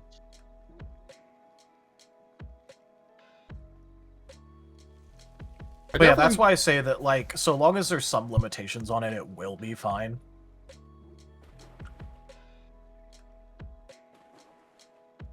How about we make it be 15 XP and you can, like, you could purchase the 15 XP multiple times, but you could only have one active at a time for each 15 that you purchased. I mean, I'm fine with that. An alternative idea is that we make it rather unique, but the XP cost scales with attribute scale.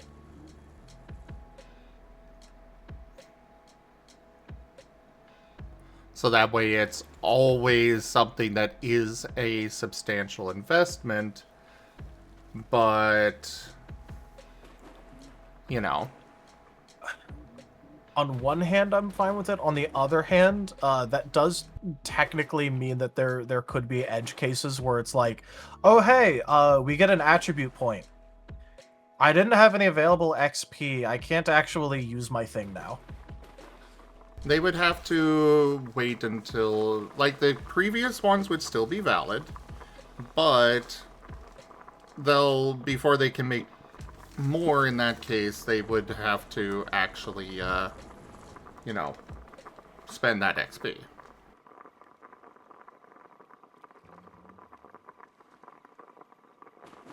Which makes sense. I'm just more like pointing out that there's some edge case stuff with that. But,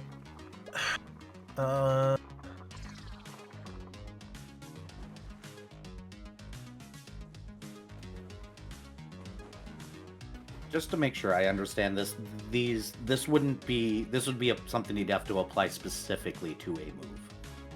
yeah. You'd be basically making a move that does this. Okay. Yeah, so like, it's going to be a move trait that you could apply to your move that would allow you to suspend it as an action.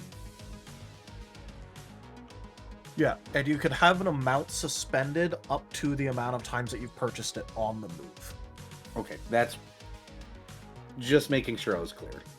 The trait is going to be outside of XP cap but, you know.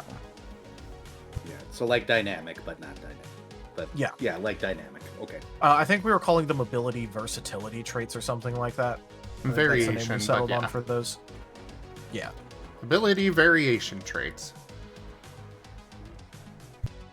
How about for the time being, just slap storyteller approval on it? And make that Just a feature. Yeah, just to prevent the case where, like, because even as it is now, I could see, like, it would require the party to work together, but the party could effectively make a Book of Ix.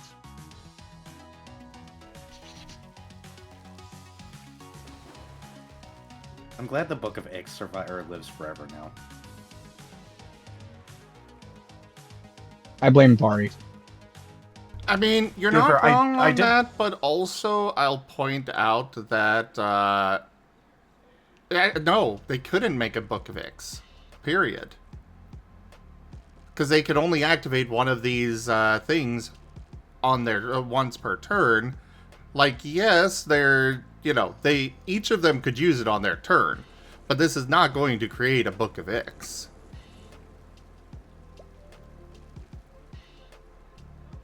Just straight up, it would not. Because the Book of Ix is a whole bunch of them activated at the same time. This is one of them can be activated on your turn. Yeah, the way to make a Book of Ix is with the rune catalyst, except that the problem is that the or not rune catalyst, yeah, the catalyst rune. That's the way, which will then proceed to potentially just kill you from backlash if it all goes off at once.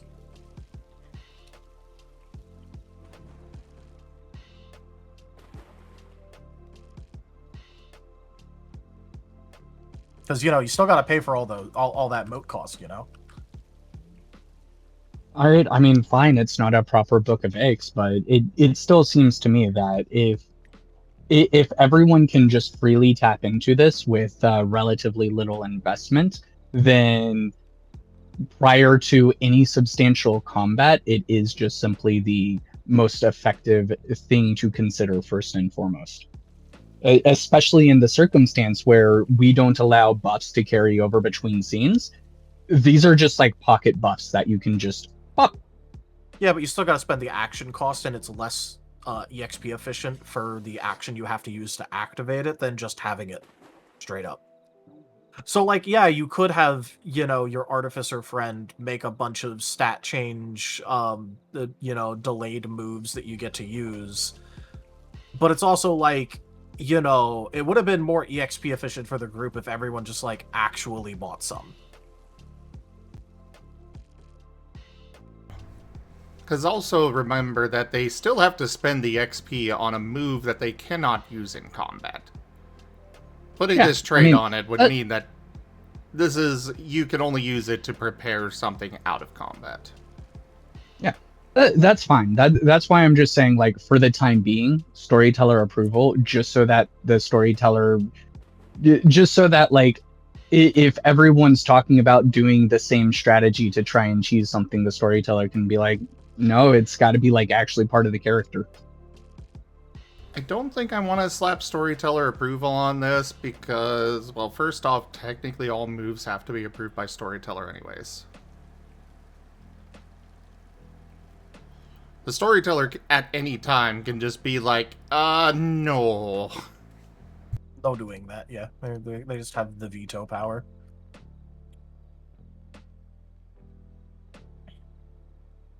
All right, I made my opinion. You have any thoughts, Sarah? Not that it haven't already been stated. Like I said, though, this would definitely be something where, like, you know, under heavy watch for a boost. But, like, on the face of it, it should be fine. Along with the napkin math that I've been doing in the background. I kind of figured Tal was doing math in the background already. Napkin math says that it should be fine. But, you know. It's not the face value things that'll get you, it's the edge cases. Yeah. I mean, as long as it's...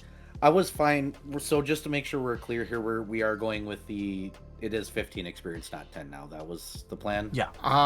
Okay. If we're going with it scales with the attribute scale, then I would definitely say we drop it, but... Well, then it'd be 5 times attribute scale, probably. I'd be good with...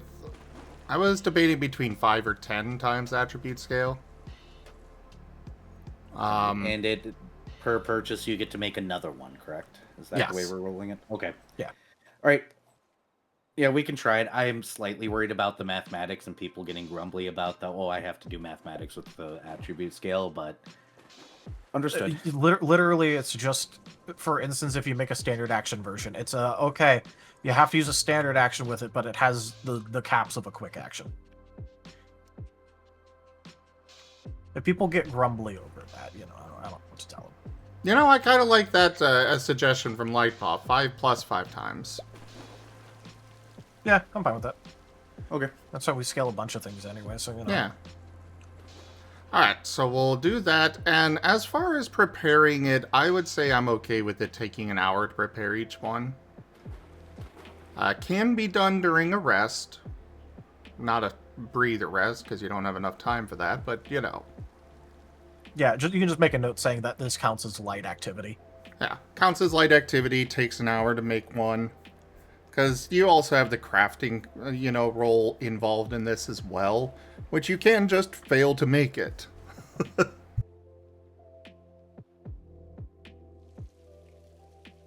Making a note, banning Ren from ever taking this.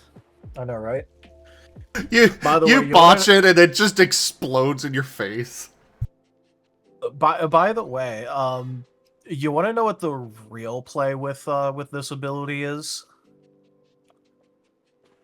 Is this where you introduce something where we're gonna have to be like, well, maybe on second thought we don't include this? Well, no, it's just more like, because I was going through a lot of the more, how to put it, optimal choices that you can make, in regards to this. Because, you know, it applies all the effects onto the other thing because it works like a meld. So, like, the real play with this is either one, giving it an AoE modifier, because those would be within the EXP caps, like you purchasing a couple of the, you know, AoEs on it. That's a really good use. And then the other one is stuff like putting on remove condition or remove stat change as a modifier onto basically any attack you want, as like a one-time thing. I will point out with it using the meld rules, the base move would have to have the AoE as well. Or the other move that you combine it with would have to have the AoE as well. So that's not really a concern. Oh yeah, that's true.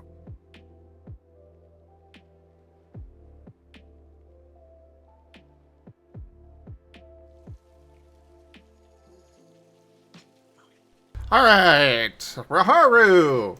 Have you been paying attention at all? More or less, I've been trying to take notes from what you guys been saying, but you've been all over the place, so we're gonna need a recap. Okay, so first off, not a maneuver. This would be,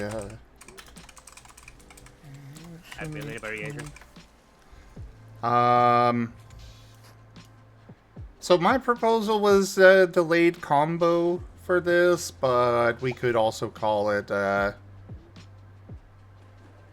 I'm okay with suspended action ability. What do we want to go with for the name? Suspended is probably the best word for it. Yep. Yeah, suspended action sounds fine by me. So suspended action? Suspended action ability, yes. We have similar words in Magic, but there is no magic word for suspend in particular. I think the other one is called sustain, which makes it so that way something lasts longer. Yep. Or have All right. So, don't really need this part noted. But it's going to be half XP cap, no full action.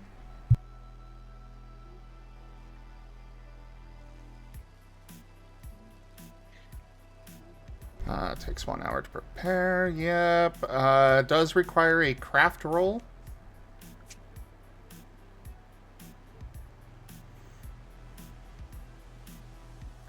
I am thinking that the craft roll is... Because normally we've got it 10 successes for the per tier. I'm thinking we make it lower. Since it's gonna have to be. Yeah, I'd say 3 successes per tier. Sound good? Waiting for Tatel's napkin math to go off. Same. Well, because okay, so here's the thing.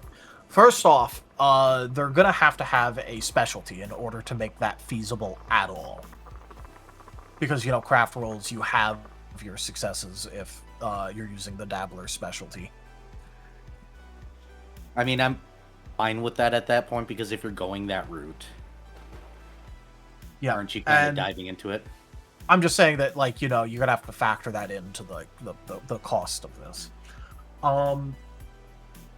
Which also means that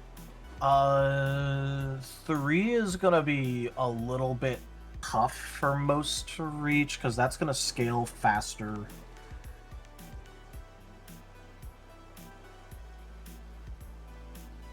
Because that scales pretty fast. Like, because, you know, when you get to 15 attributes total, you need to hit 9 successes in order to make it. True. So 2 would probably be better. Let's go with 2. 'Cause yeah, that's the other side of this, is that you've also got the craft stuff that you've got to have with it too. Yeah. Which is part of what I was napkining out.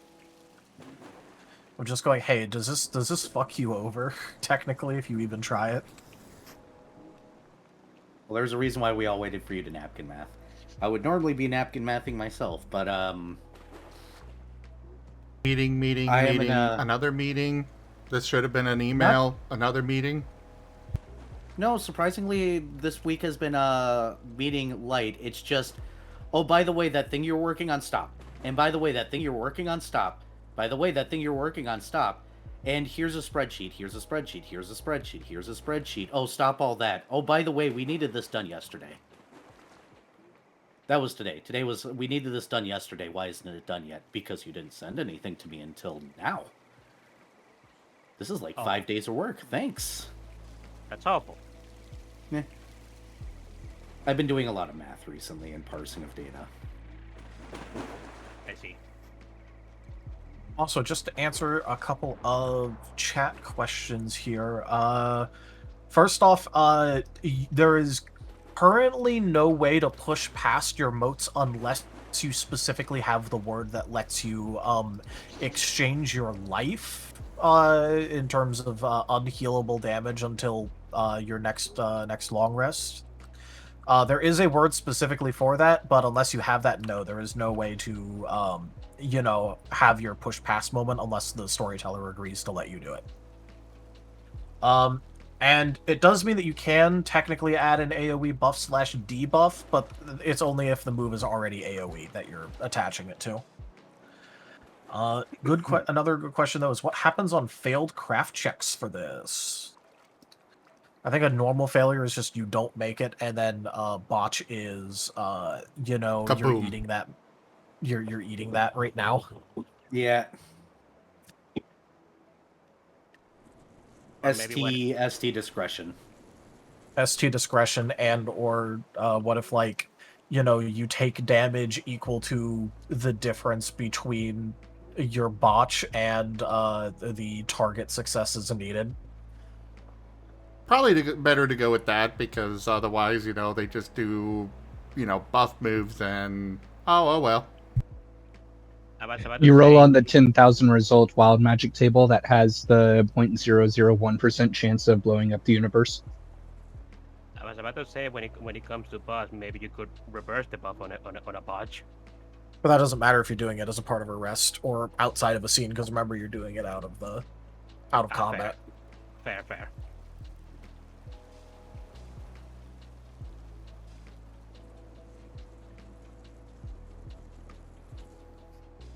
So yeah, for failing, for a failure, it just doesn't work. For botch, that would be when you take damage equal to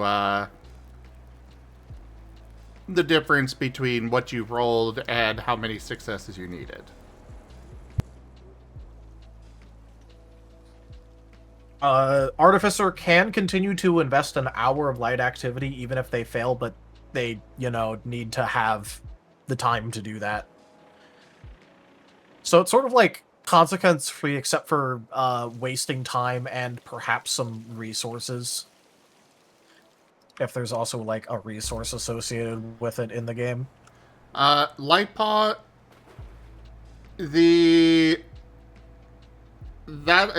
everybody's going to know. Because they know what they rolled. They know that they didn't succeed. And that just invites metagaming of... It's a real feels bad moment to have to be like, well, I don't know that this failed, so I'm just going to use it here. Oh, but you're metagaming because you knew it failed out of game, and you're using it in a spot that it doesn't matter. Yeah. I mean, I'll commit to it, but most tabletop players will not. Yeah, are you kidding? I love doing that. Can you just imagine Comet doing that? But there is a marked difference. I'm just gonna point out that With us, it's more of a Spider's George situation. I can have promise no you, idea what that me, is. Tel, Vari, and everything will absolutely sit there and hold on to that until the exact worst moment just to torture ourselves for some reason. Most players aren't like that. So here's the context behind Spider's George. Quote, average person eats 3 spiders per year. Factoid actually just statistical error. Average person eats 0 spiders per year. Spider's George, who lives in a cave and eats over 10,000 each day, is an outlier and should not have been counted. Oh my god!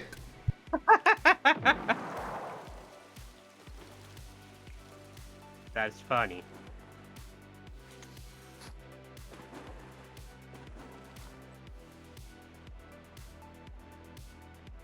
Yeah, somehow we wound up with a lot of players that love to torture their characters, but they are not the norm for, you know, tabletop players in general.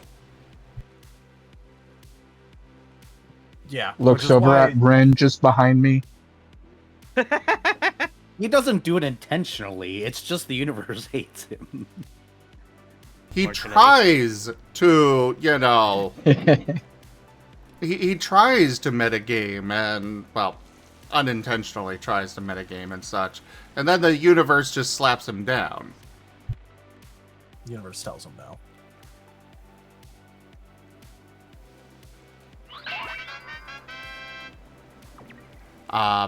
But anyways.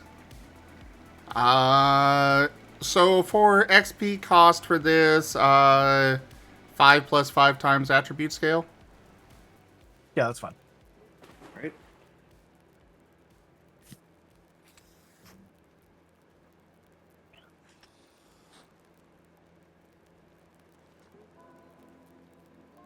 All right. Well, that was a lot of discussion for one thing. To be fair, it's a very impactful thing. It is. Yeah. I think it'll be fun. Let's see. So another idea from the Kobolds. Self-sacrifice. My proposal here, it's a feat. If an ally within short range were to be injured, you may instead jump in the way of the attack and become injured yourself, regardless of where your health was. So basically, it sets you at -1. Oh, Oh, okay. I thought you just meant you pick up the injury, but your health doesn't change. No, I'm saying that, you know, you might be at full health and your ally is about to go to -1. You're taking the damage, and regardless, you're winding up with an injury. Why are you giving Nova more ability to Fwam? Well, this is apparently something Ren wanted. oh. That's a choice for Ren. Yes. I'm trying I- really hard not to laugh, but I can't. Yeah, I heard all about what he has planned for his kobold. So, when you were describing it earlier, it kind of reminded me of the one other figure hit someone your own size. It's kind of similar. You know, that's a good point, Enja. I think what we'll do is like, you take the damage, and regardless of whether you, would go into, you know, winded, you still take an injury. So you might still be at, you know, 5 HP, but you're still taking the injury. Yeah, that's how I thought it would work originally. Well, we should do it What- that way, yeah. What if you're already at negative HP and then you jump in the way? Do Then you you get die. set back to -1 HP? No, we're saying you don't. Well- You're not being set. You're taking the damage. Yeah, Okay, you're good. taking the injury itself. Yeah, you're taking the damage, and you're also taking the injured status. Doing this. Yep. So you're basically eating a little to do it, but if you want to do it, go for it, honey. We're not going to stop you from killing yourself. And technically speaking, it's also for optimal group play, everyone should technically have this, so that way if someone were about to, you know, get move down to injury tier 2. Someone that hasn't been injured yet just eats it. But you know, at that point, that's some pretty good teamwork you're displaying. You know. I'm No afraid of Nova satirical. taking this openly. And Vari, and then having them fight. Nova and Osmond are absolutely both picking this up, and they are absolutely going to try and activate it to take the injury for the other. And at that point, I'm just going to be like, fine, you both take an injury! Have fun! My impression was that it's going to be like the meme of the one side buttered toast duct taped to the cat, but it's Osmond and Nova trying to jump in front of an attack. Oh, we're getting infinite energy. Gotcha. Yeah. Actually, there is a very specific meme that I was about to bring up. Just give me a second. So let me see if I note this down correctly. You jump in the way of someone who is about to take damage that takes them to lower than 1 HP. You take the damage and take the injured status regardless of your own HP. Correct. Is that what is that? Okay, good. I did understood it. All right, I'm just putting this in ScarDev.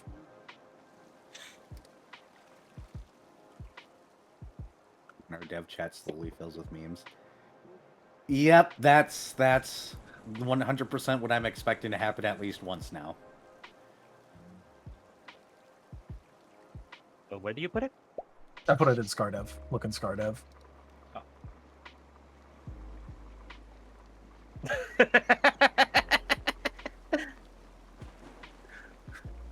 I had an overly specific meme for exactly this. It's perfect.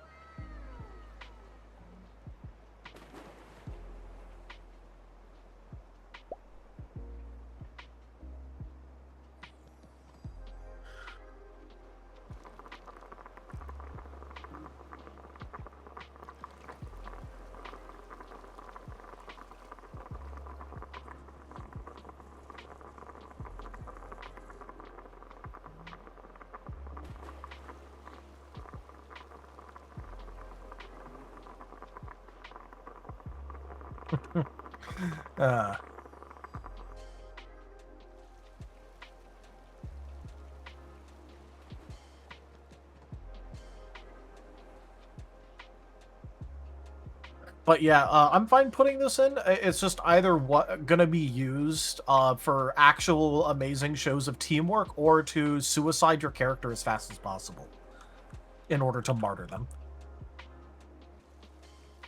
So, you know.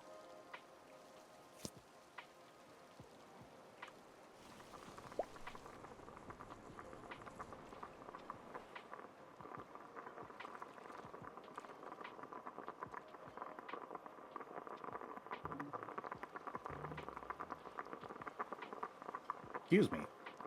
All right. So there's that dealt with because kobolds are fucking weird, man.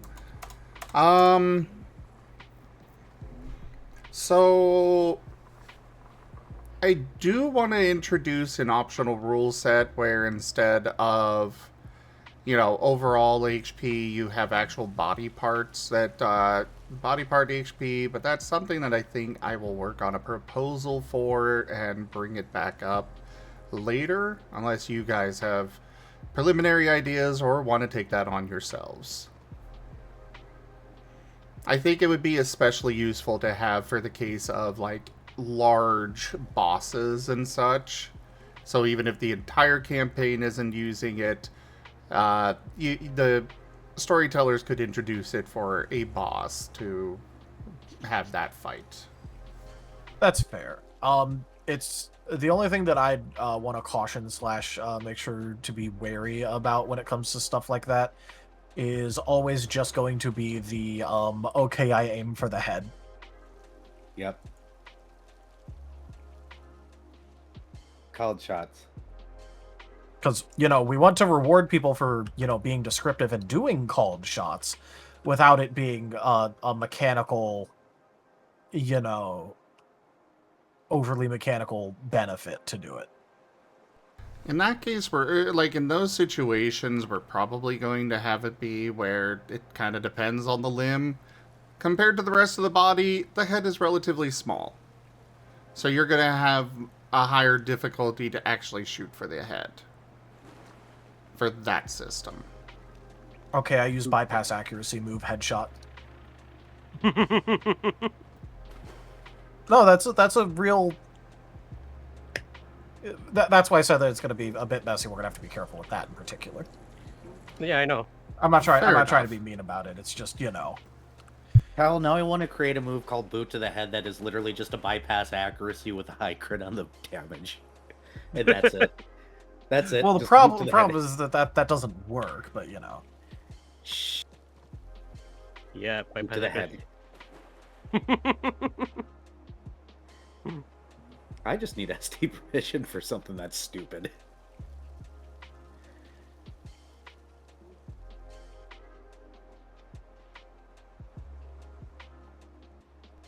It would be a...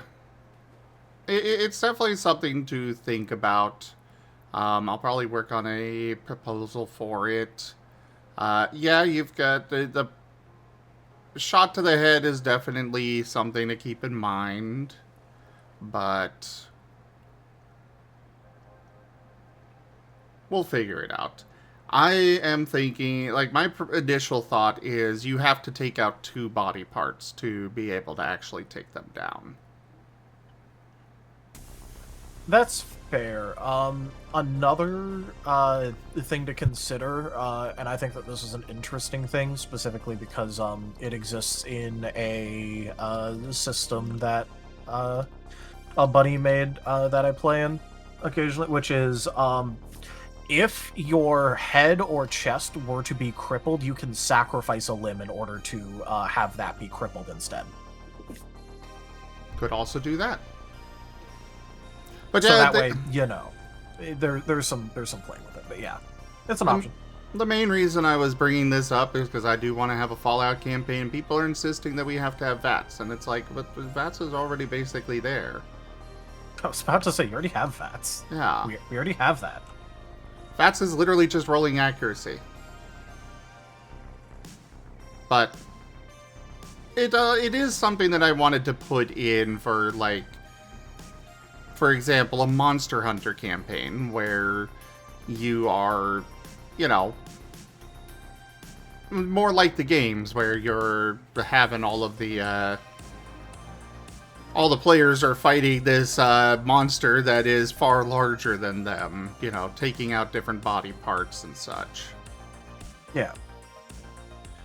But Which, like, makes sense, but, you know, it's just more like, for implementation, it's going to be something that we're going to need an actual proposal for, and we're going to be careful about. yeah.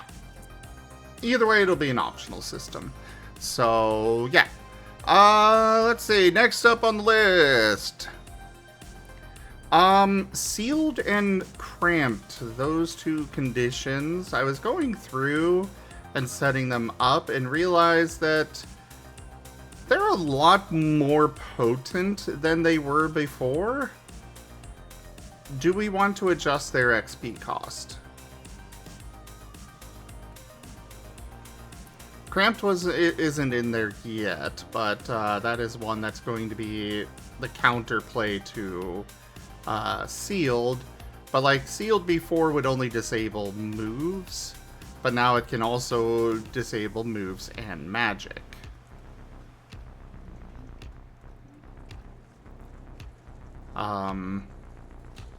And their cost right now, there it is. Sealed is currently only 12 XP to add to a move. Probably go up to 15 at least. Yeah.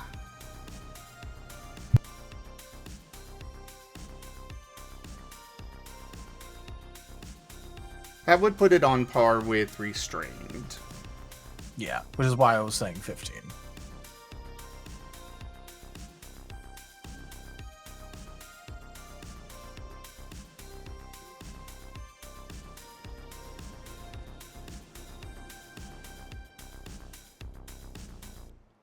Any opposition? Nope. Not here. Alright, so yeah. They'll be changed to 15. That takes care of that one.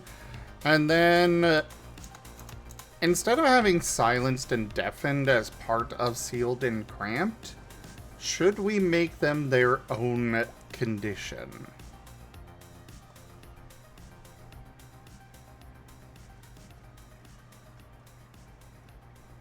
Because it does feel a little weird that, you know, right now the way we were proposing is that sealed will cause them to be silenced, cramped causes them to be deafened.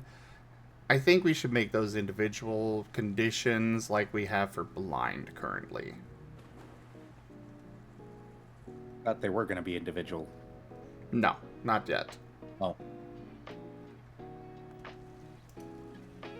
No, currently you apply silenced when you get to intensity 2 of sealed. And you okay, apply... Well, currently, technically, because there hasn't been an update for it, but currently, stage 1 of sealed gives both deafened and silenced. But what our proposal, or what we're going to be changing there is that stage 2 of sealed is silence, and then cramp has stage 2 is, or intensity 2 is deafened. But with that, we will want to come up with a new thing for intensity 2. I guess we could just make it, because currently intensity 1 is increases difficulty on moves and magic by 1. So stage 2, we could have it increase by 2, and then stage 3, it just disables them. So that's what we could do there. And then make silence and deafen their own thing. The problem is things like the silence part turns off magic unless you have the silence spell stuff and can use it. So if we put it on its own easily accessible thing, again, it'll, which is why we did this to begin with. Yeah. Was to avoid just being able to hard shut off an entire character. I'm thinking that it would probably be intensity 3 where you are actually unable to speak. Well, if it's all the way on intensity. Because all of them have, 3 intensities, so obviously intensity 3 would just be the outright, you can no longer speak. The difficulty is figuring out what the first 2 intensities would be.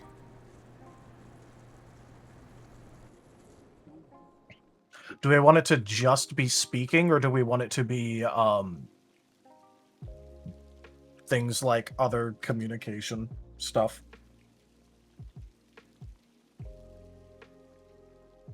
Oh, so this could be a counterplay to telepathy as well? I'm just thinking about it in terms of, well, if this is going to be a condition, if it's going to be like a condition, then it has to justify its price tag somehow, and you're still going to have to buy the base cost of, the at minimum 30 XP for the 100 for, the guaranteed chance for the condition, and then potentially application power in order to actually apply it, and then the actual cost of the thing itself. So it's like, gotta do something. Okay, so what about intensity 3 for both of them would be disabling telepathy and electronic communication. And then stage 2 is where you are silenced or deafened, respectively. Which is still a little easy to acquire, but it does, like you were saying, have a lot of XP cost to make that happen. Yeah, it's got to justify at least some of its price tag. Yeah. And that way, if that happens at the tier 2 thing, then that's, then you could still make it so that way, you go and buy out the tier 2 application thing, and then you're still pretty happy with what you got.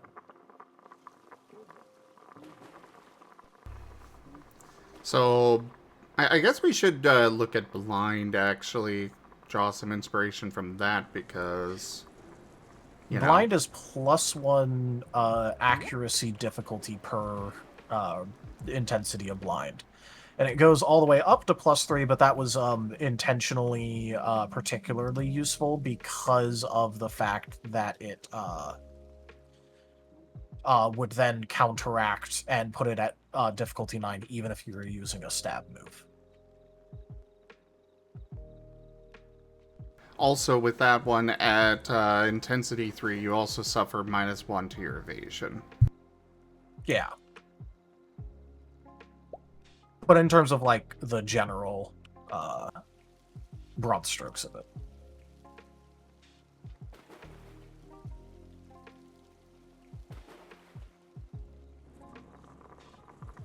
So I guess intensity 1 for each will force a roll to actually be able to hear and or communicate.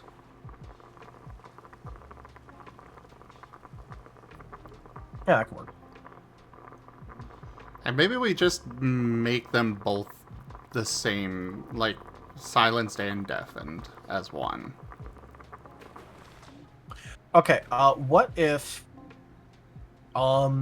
for the first tier, it makes it so that way you're not able to hear things outside of a certain range band.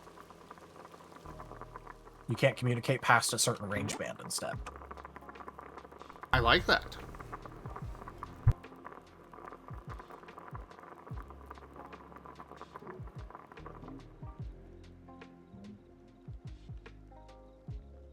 Do we want to make it to combine them together? Or keep them separate? They were originally combined together in order to make them moderately useful as a combination package. Yeah. So basically, do we want to redo what we undid? Yeah, we're kind of redoing what we undid.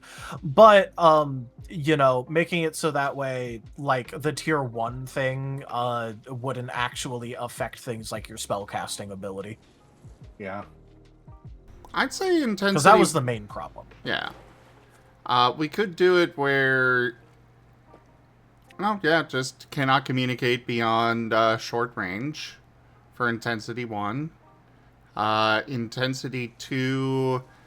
They are blind, or they are silenced and deafened. And then intensity 3, it also impacts telepathic and electronic communication.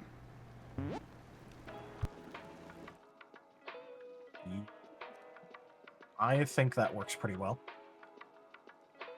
All right. This means at stage 2, a caster can no longer cast, correct? Unless they have the silent spell stuff. Yep. But that's also pretty in line with other things as well, though, with stuff that's going to be on the cost of it. Yeah. Because, like, if you're unrestrained, then, you can't attack at tier 2. Alright, so... what XP cost do we want for this? What did we have it at before? Well, before it was part 12. of... Before it was 12 and was part of Sealed. Which Sealed, would disable moves at Intensity 3.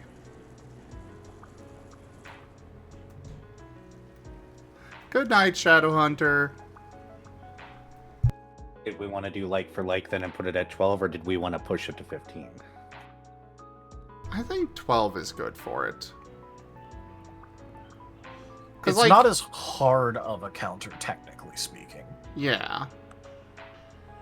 And we're making Sealed 15 now, so...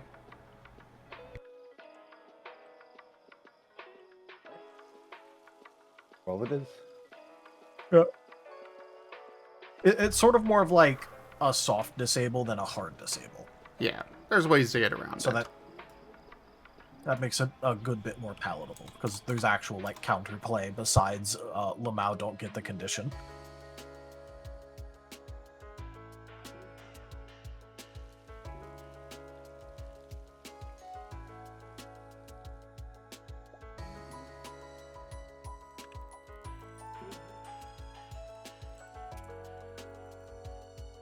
So 12 epic XP cost? Yes. Alright.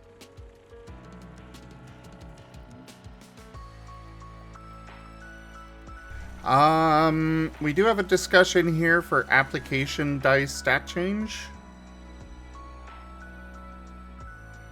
Yeah, you told me to write that down because you wanted to discuss that again. Yeah, because I don't think we actually have something for that. We do not, and that's because we specifically haven't put it in because conditions are the best build in the game. True. So, thematically we were okay with it, but like, you know, the last time we discussed it, it would be a balanced nightmare.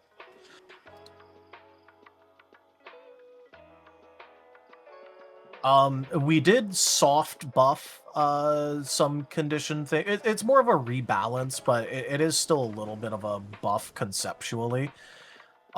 Where if a condition build lowers someone's stat soul save stat change, they roll less dice on the cleanse attempt. But you know, if their soul save is positive, then you know they gain dice on the cleanse attempt.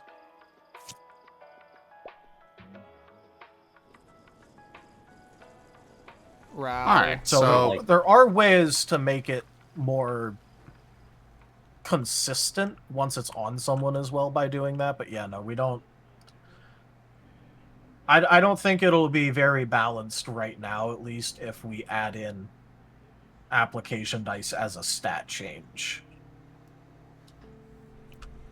I think it's a topic we should shoulder for another time anyways, because it feels like it's going to go long. Yeah. Because, like, I think the last time we discussed it, it was a conceptually and thematically we're fine with this. Balance-wise, it's not there right now. it's a nightmare. Yeah. So Fine. it's one of those things I feel that we might need to actually dedicate an entire stream to, as bad as that sounds.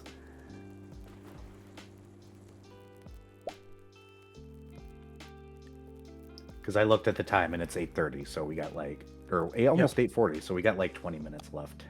Though there are some things that we can still go over, one of which being opposing charms. Ah, yes. Well, they obviously make out. Duh.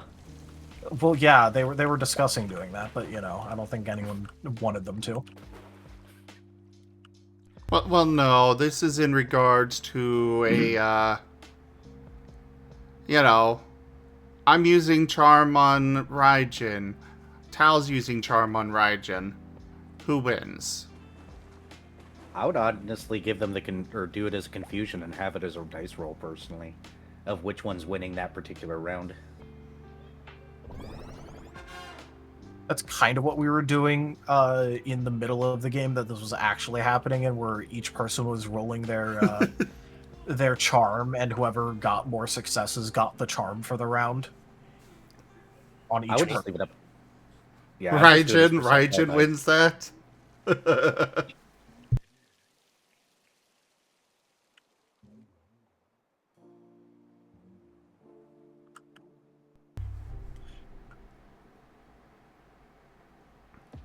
But yeah, no, that this unfortunately is an actual circumstance that is currently ongoing in Last Hope.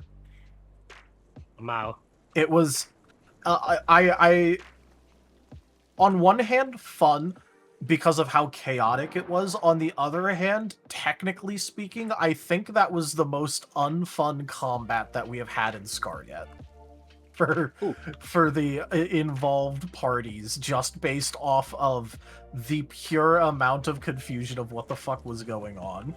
I mean, it was fun for you and I, but not for the ones that were getting charmed back and forth. Well, that's why Yeah. I'm saying, you know, on a technical level, it was fucking awful. In the moment, though, it was very funny.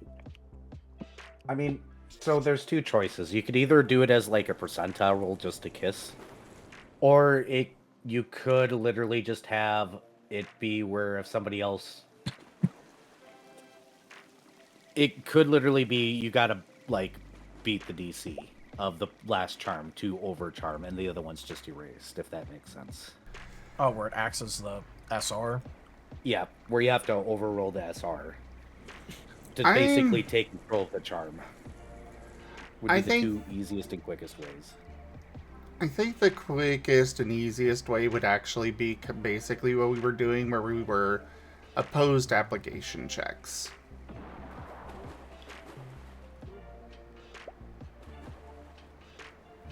I do think that that's probably the best route for us to take on that.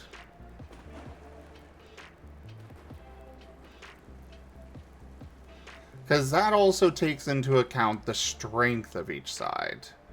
Percentile, it would kind of be a feels bad moment. That would introduce the situations like boss has charm, they've invested into it a lot, and here's random Joe Schmo with just a teeny tiny little charm thing just to try and take over, and it's a 50-50 chance.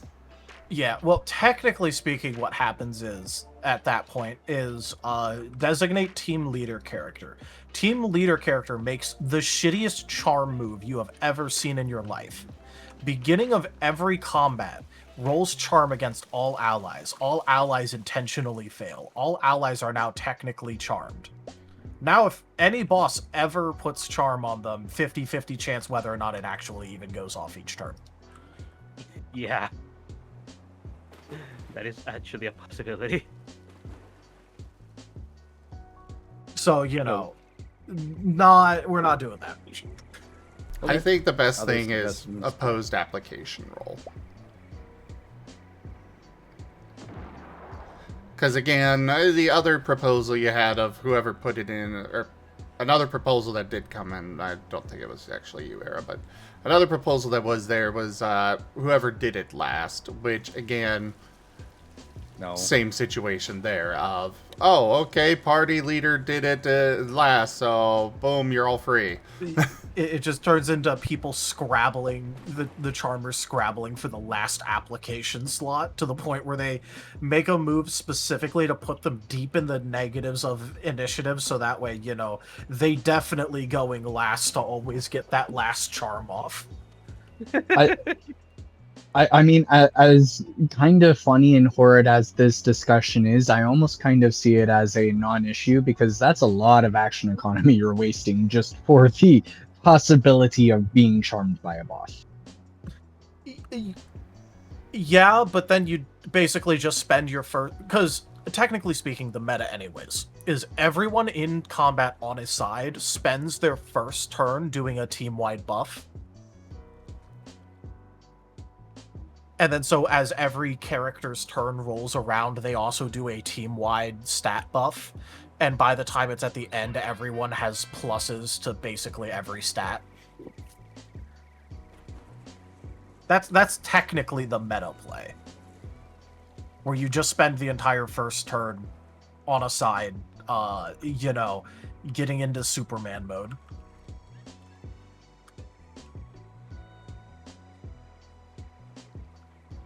But either way, yeah. I think Yep. the best thing is just the opposed application roll. Yep. Which also leaves it in the very funny situation where Sylvester's still at the disadvantage there, but slight sweating that it can actually start rolling into the same ballpark. Technically, Sylvester's got that chance, yes. Yeah, which is really it is actually mildly impressive if you go, hey, yeah, my charm, it's definitely worse, but it's in the same ballpark as the personification of the sin of lust. It's not the best sign. But to be fair, that is also his literal signature move. And it's a full action he has fully invested XP into. he can't fit any more XP into that full action. Technically, yes, satirical. Well, no, because then the player just describes, oh, I am dancing at you seductively. And that's how they do charm. Well, that, but also I think he's talking more about the getting updated orders from the person charming you, but then you'd still just help them anyway. Yeah. It'd just be that you aren't getting teamwork instructions from them anymore. No, not a literal demon. The actual, like, one of the, like, 7 deadly sin characters. And he's not quite as good, but it's in the same ballpark-ish. Something, something, something FMA. Yeah. True.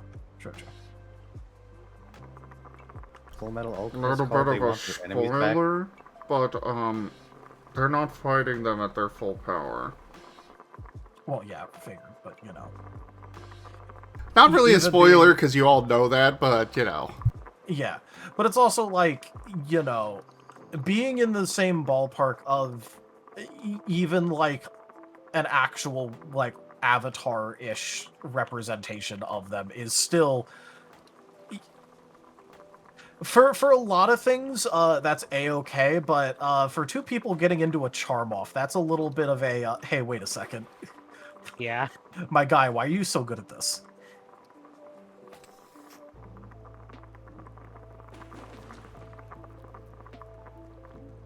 I think Lightpaw, unironically, in that entire fight, I think the only people who are still in it that haven't gotten charmed is Sylvester and Lust.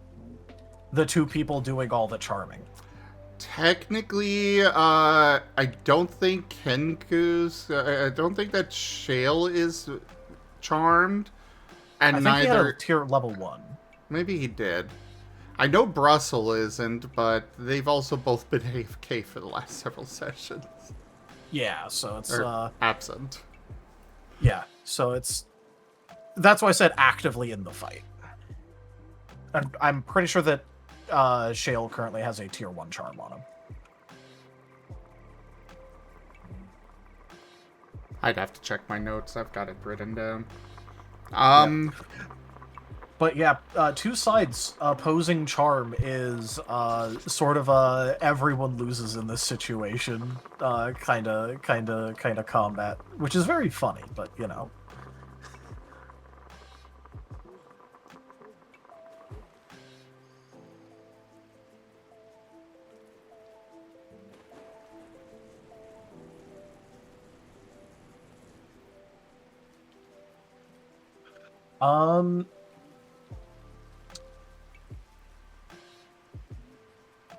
Yeah.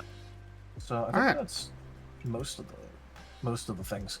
I guess as a last little item, I held off on doing anything with it because we were kind of overhauling a lot of systems all of a sudden recently. And adding on like a lot of like conditions, for example. But with this update, do you want me to make the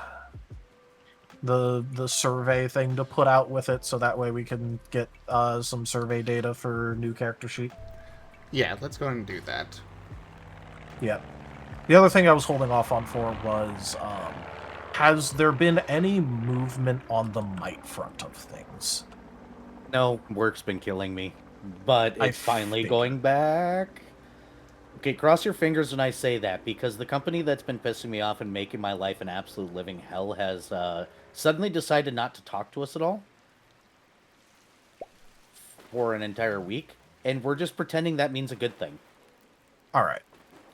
Well- so if that stops, I should be fine again. Cool. At the very least, we're gonna keep all of the currently approved mechanics, like, you know, the skill names, calling it Vim for the resource, Yeah, I'm just rebuilding it because my initial build, I didn't like the way I was doing it, so I just... Yeah. But I was just asking if Yeah. the stuff like locking out is going to be the term for it, and Yes, the terminology is going to be permanent. I'm just changing the way that... Because I can't wedge... I found that I can't wedge the way that magic handles the things if we're including move traits into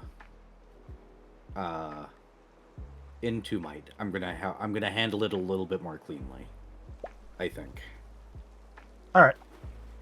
If that makes sense.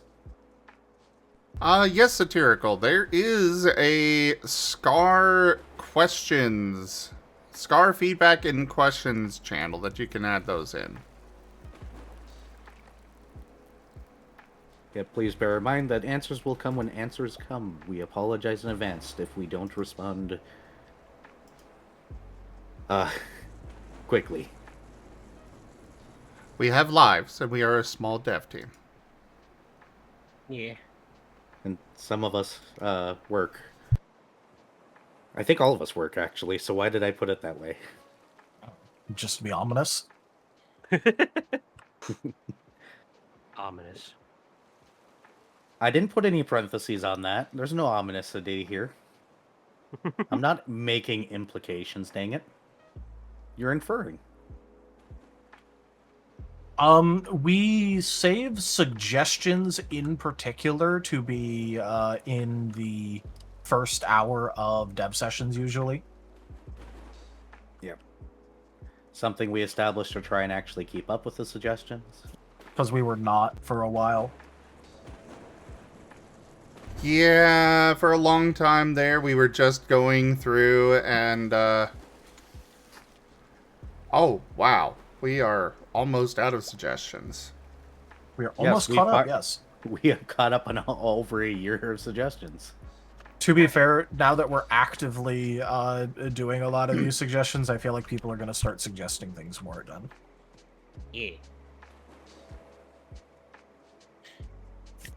That is fine.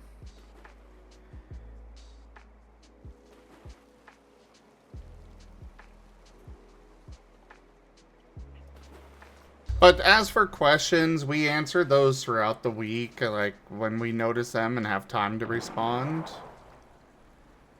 But for actual suggestions, we save those for dev sessions. Yep.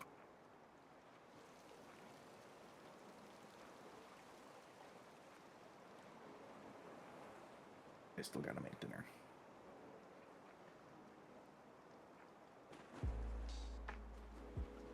Yep, But that anyways. is entirely understandable, and we do prefer that you try and figure it out on your own, so that way, you know, we can know where we might need to explain things better. Yep. Yeah, that is one thing where we would, while we would love to walk you through character creation, we have limited access to having new people actually read the book.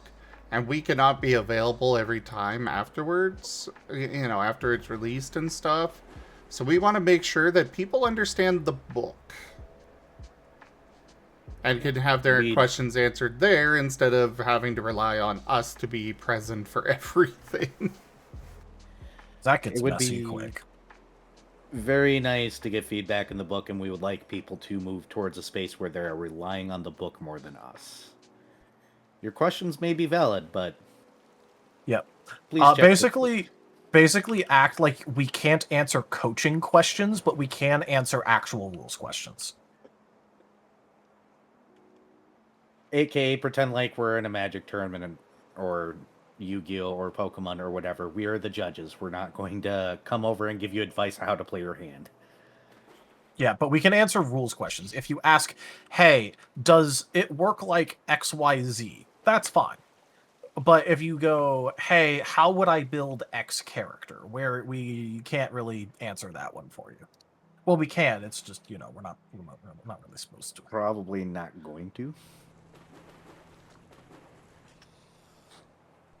I mean, I do tend to give some suggestions of, hey, maybe check out this, check out that. But I yeah, I won't tell you how to build it or anything like that. Yeah. Also, Werny, no, we're not adding a primeval feature for self-destruct. There technically are already move traits that you can use to, cause Immediately damage to blow yourself up. yourself. Yeah. You It's can not, already immediately blow yourself up. it's not full HP usually, but... It can be if you decide you want it to be. Well, because there's the cap of, half of what you spend on it. Well, that is for what you could benefit. You could always buy more negatives, technically. If True, you want to. true. You just can't benefit from it. Werny, You remember get- that if you do blow yourself up, that is your character being dead, and you'll probably be out of the campaign. Which So, is a you know, choice. explode responsibly. Explode thyself responsibly. I want that on a sticker.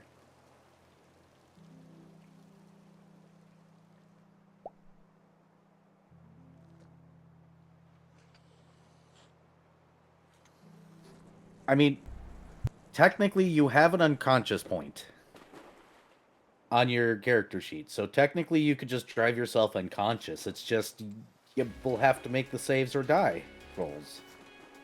I think. Yeah. It's not direct that anymore, but yeah. You gotta save at some point so that way you stabilize.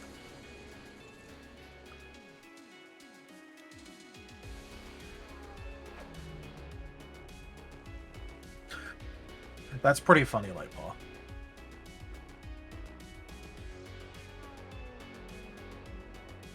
That is pretty funny. But anyways, let's go ahead and wrap this up. Thank you everybody for joining us so far on the stream today. That was DevTales, as well as an Marten stream. Check out our website, zgfgaming.com. We've got links for our Discord, Telegram, Mastodon, Blue Sky, Patreon, and more. They're on the website as well as down in the description below through our link tree. Thank you to my patrons, tippers, and subscribers. It is your support that keeps this channel alive and going. I cannot do this without your guys' help and your support, so thank you. Consider becoming a patron over at patreon.com/zgfgaming. It's one of the best ways to help out the channel, though you can also do so by sharing the stream around, grabbing packs of cards to stream loots, tipping to the channel directly, or just sharing it around with your friends. But for now, thank you so much for joining, everybody. Don't forget to subscribe to our YouTube, and I bid you the most fondest adieu. Bye-bye. Bye-bye. Let everyone.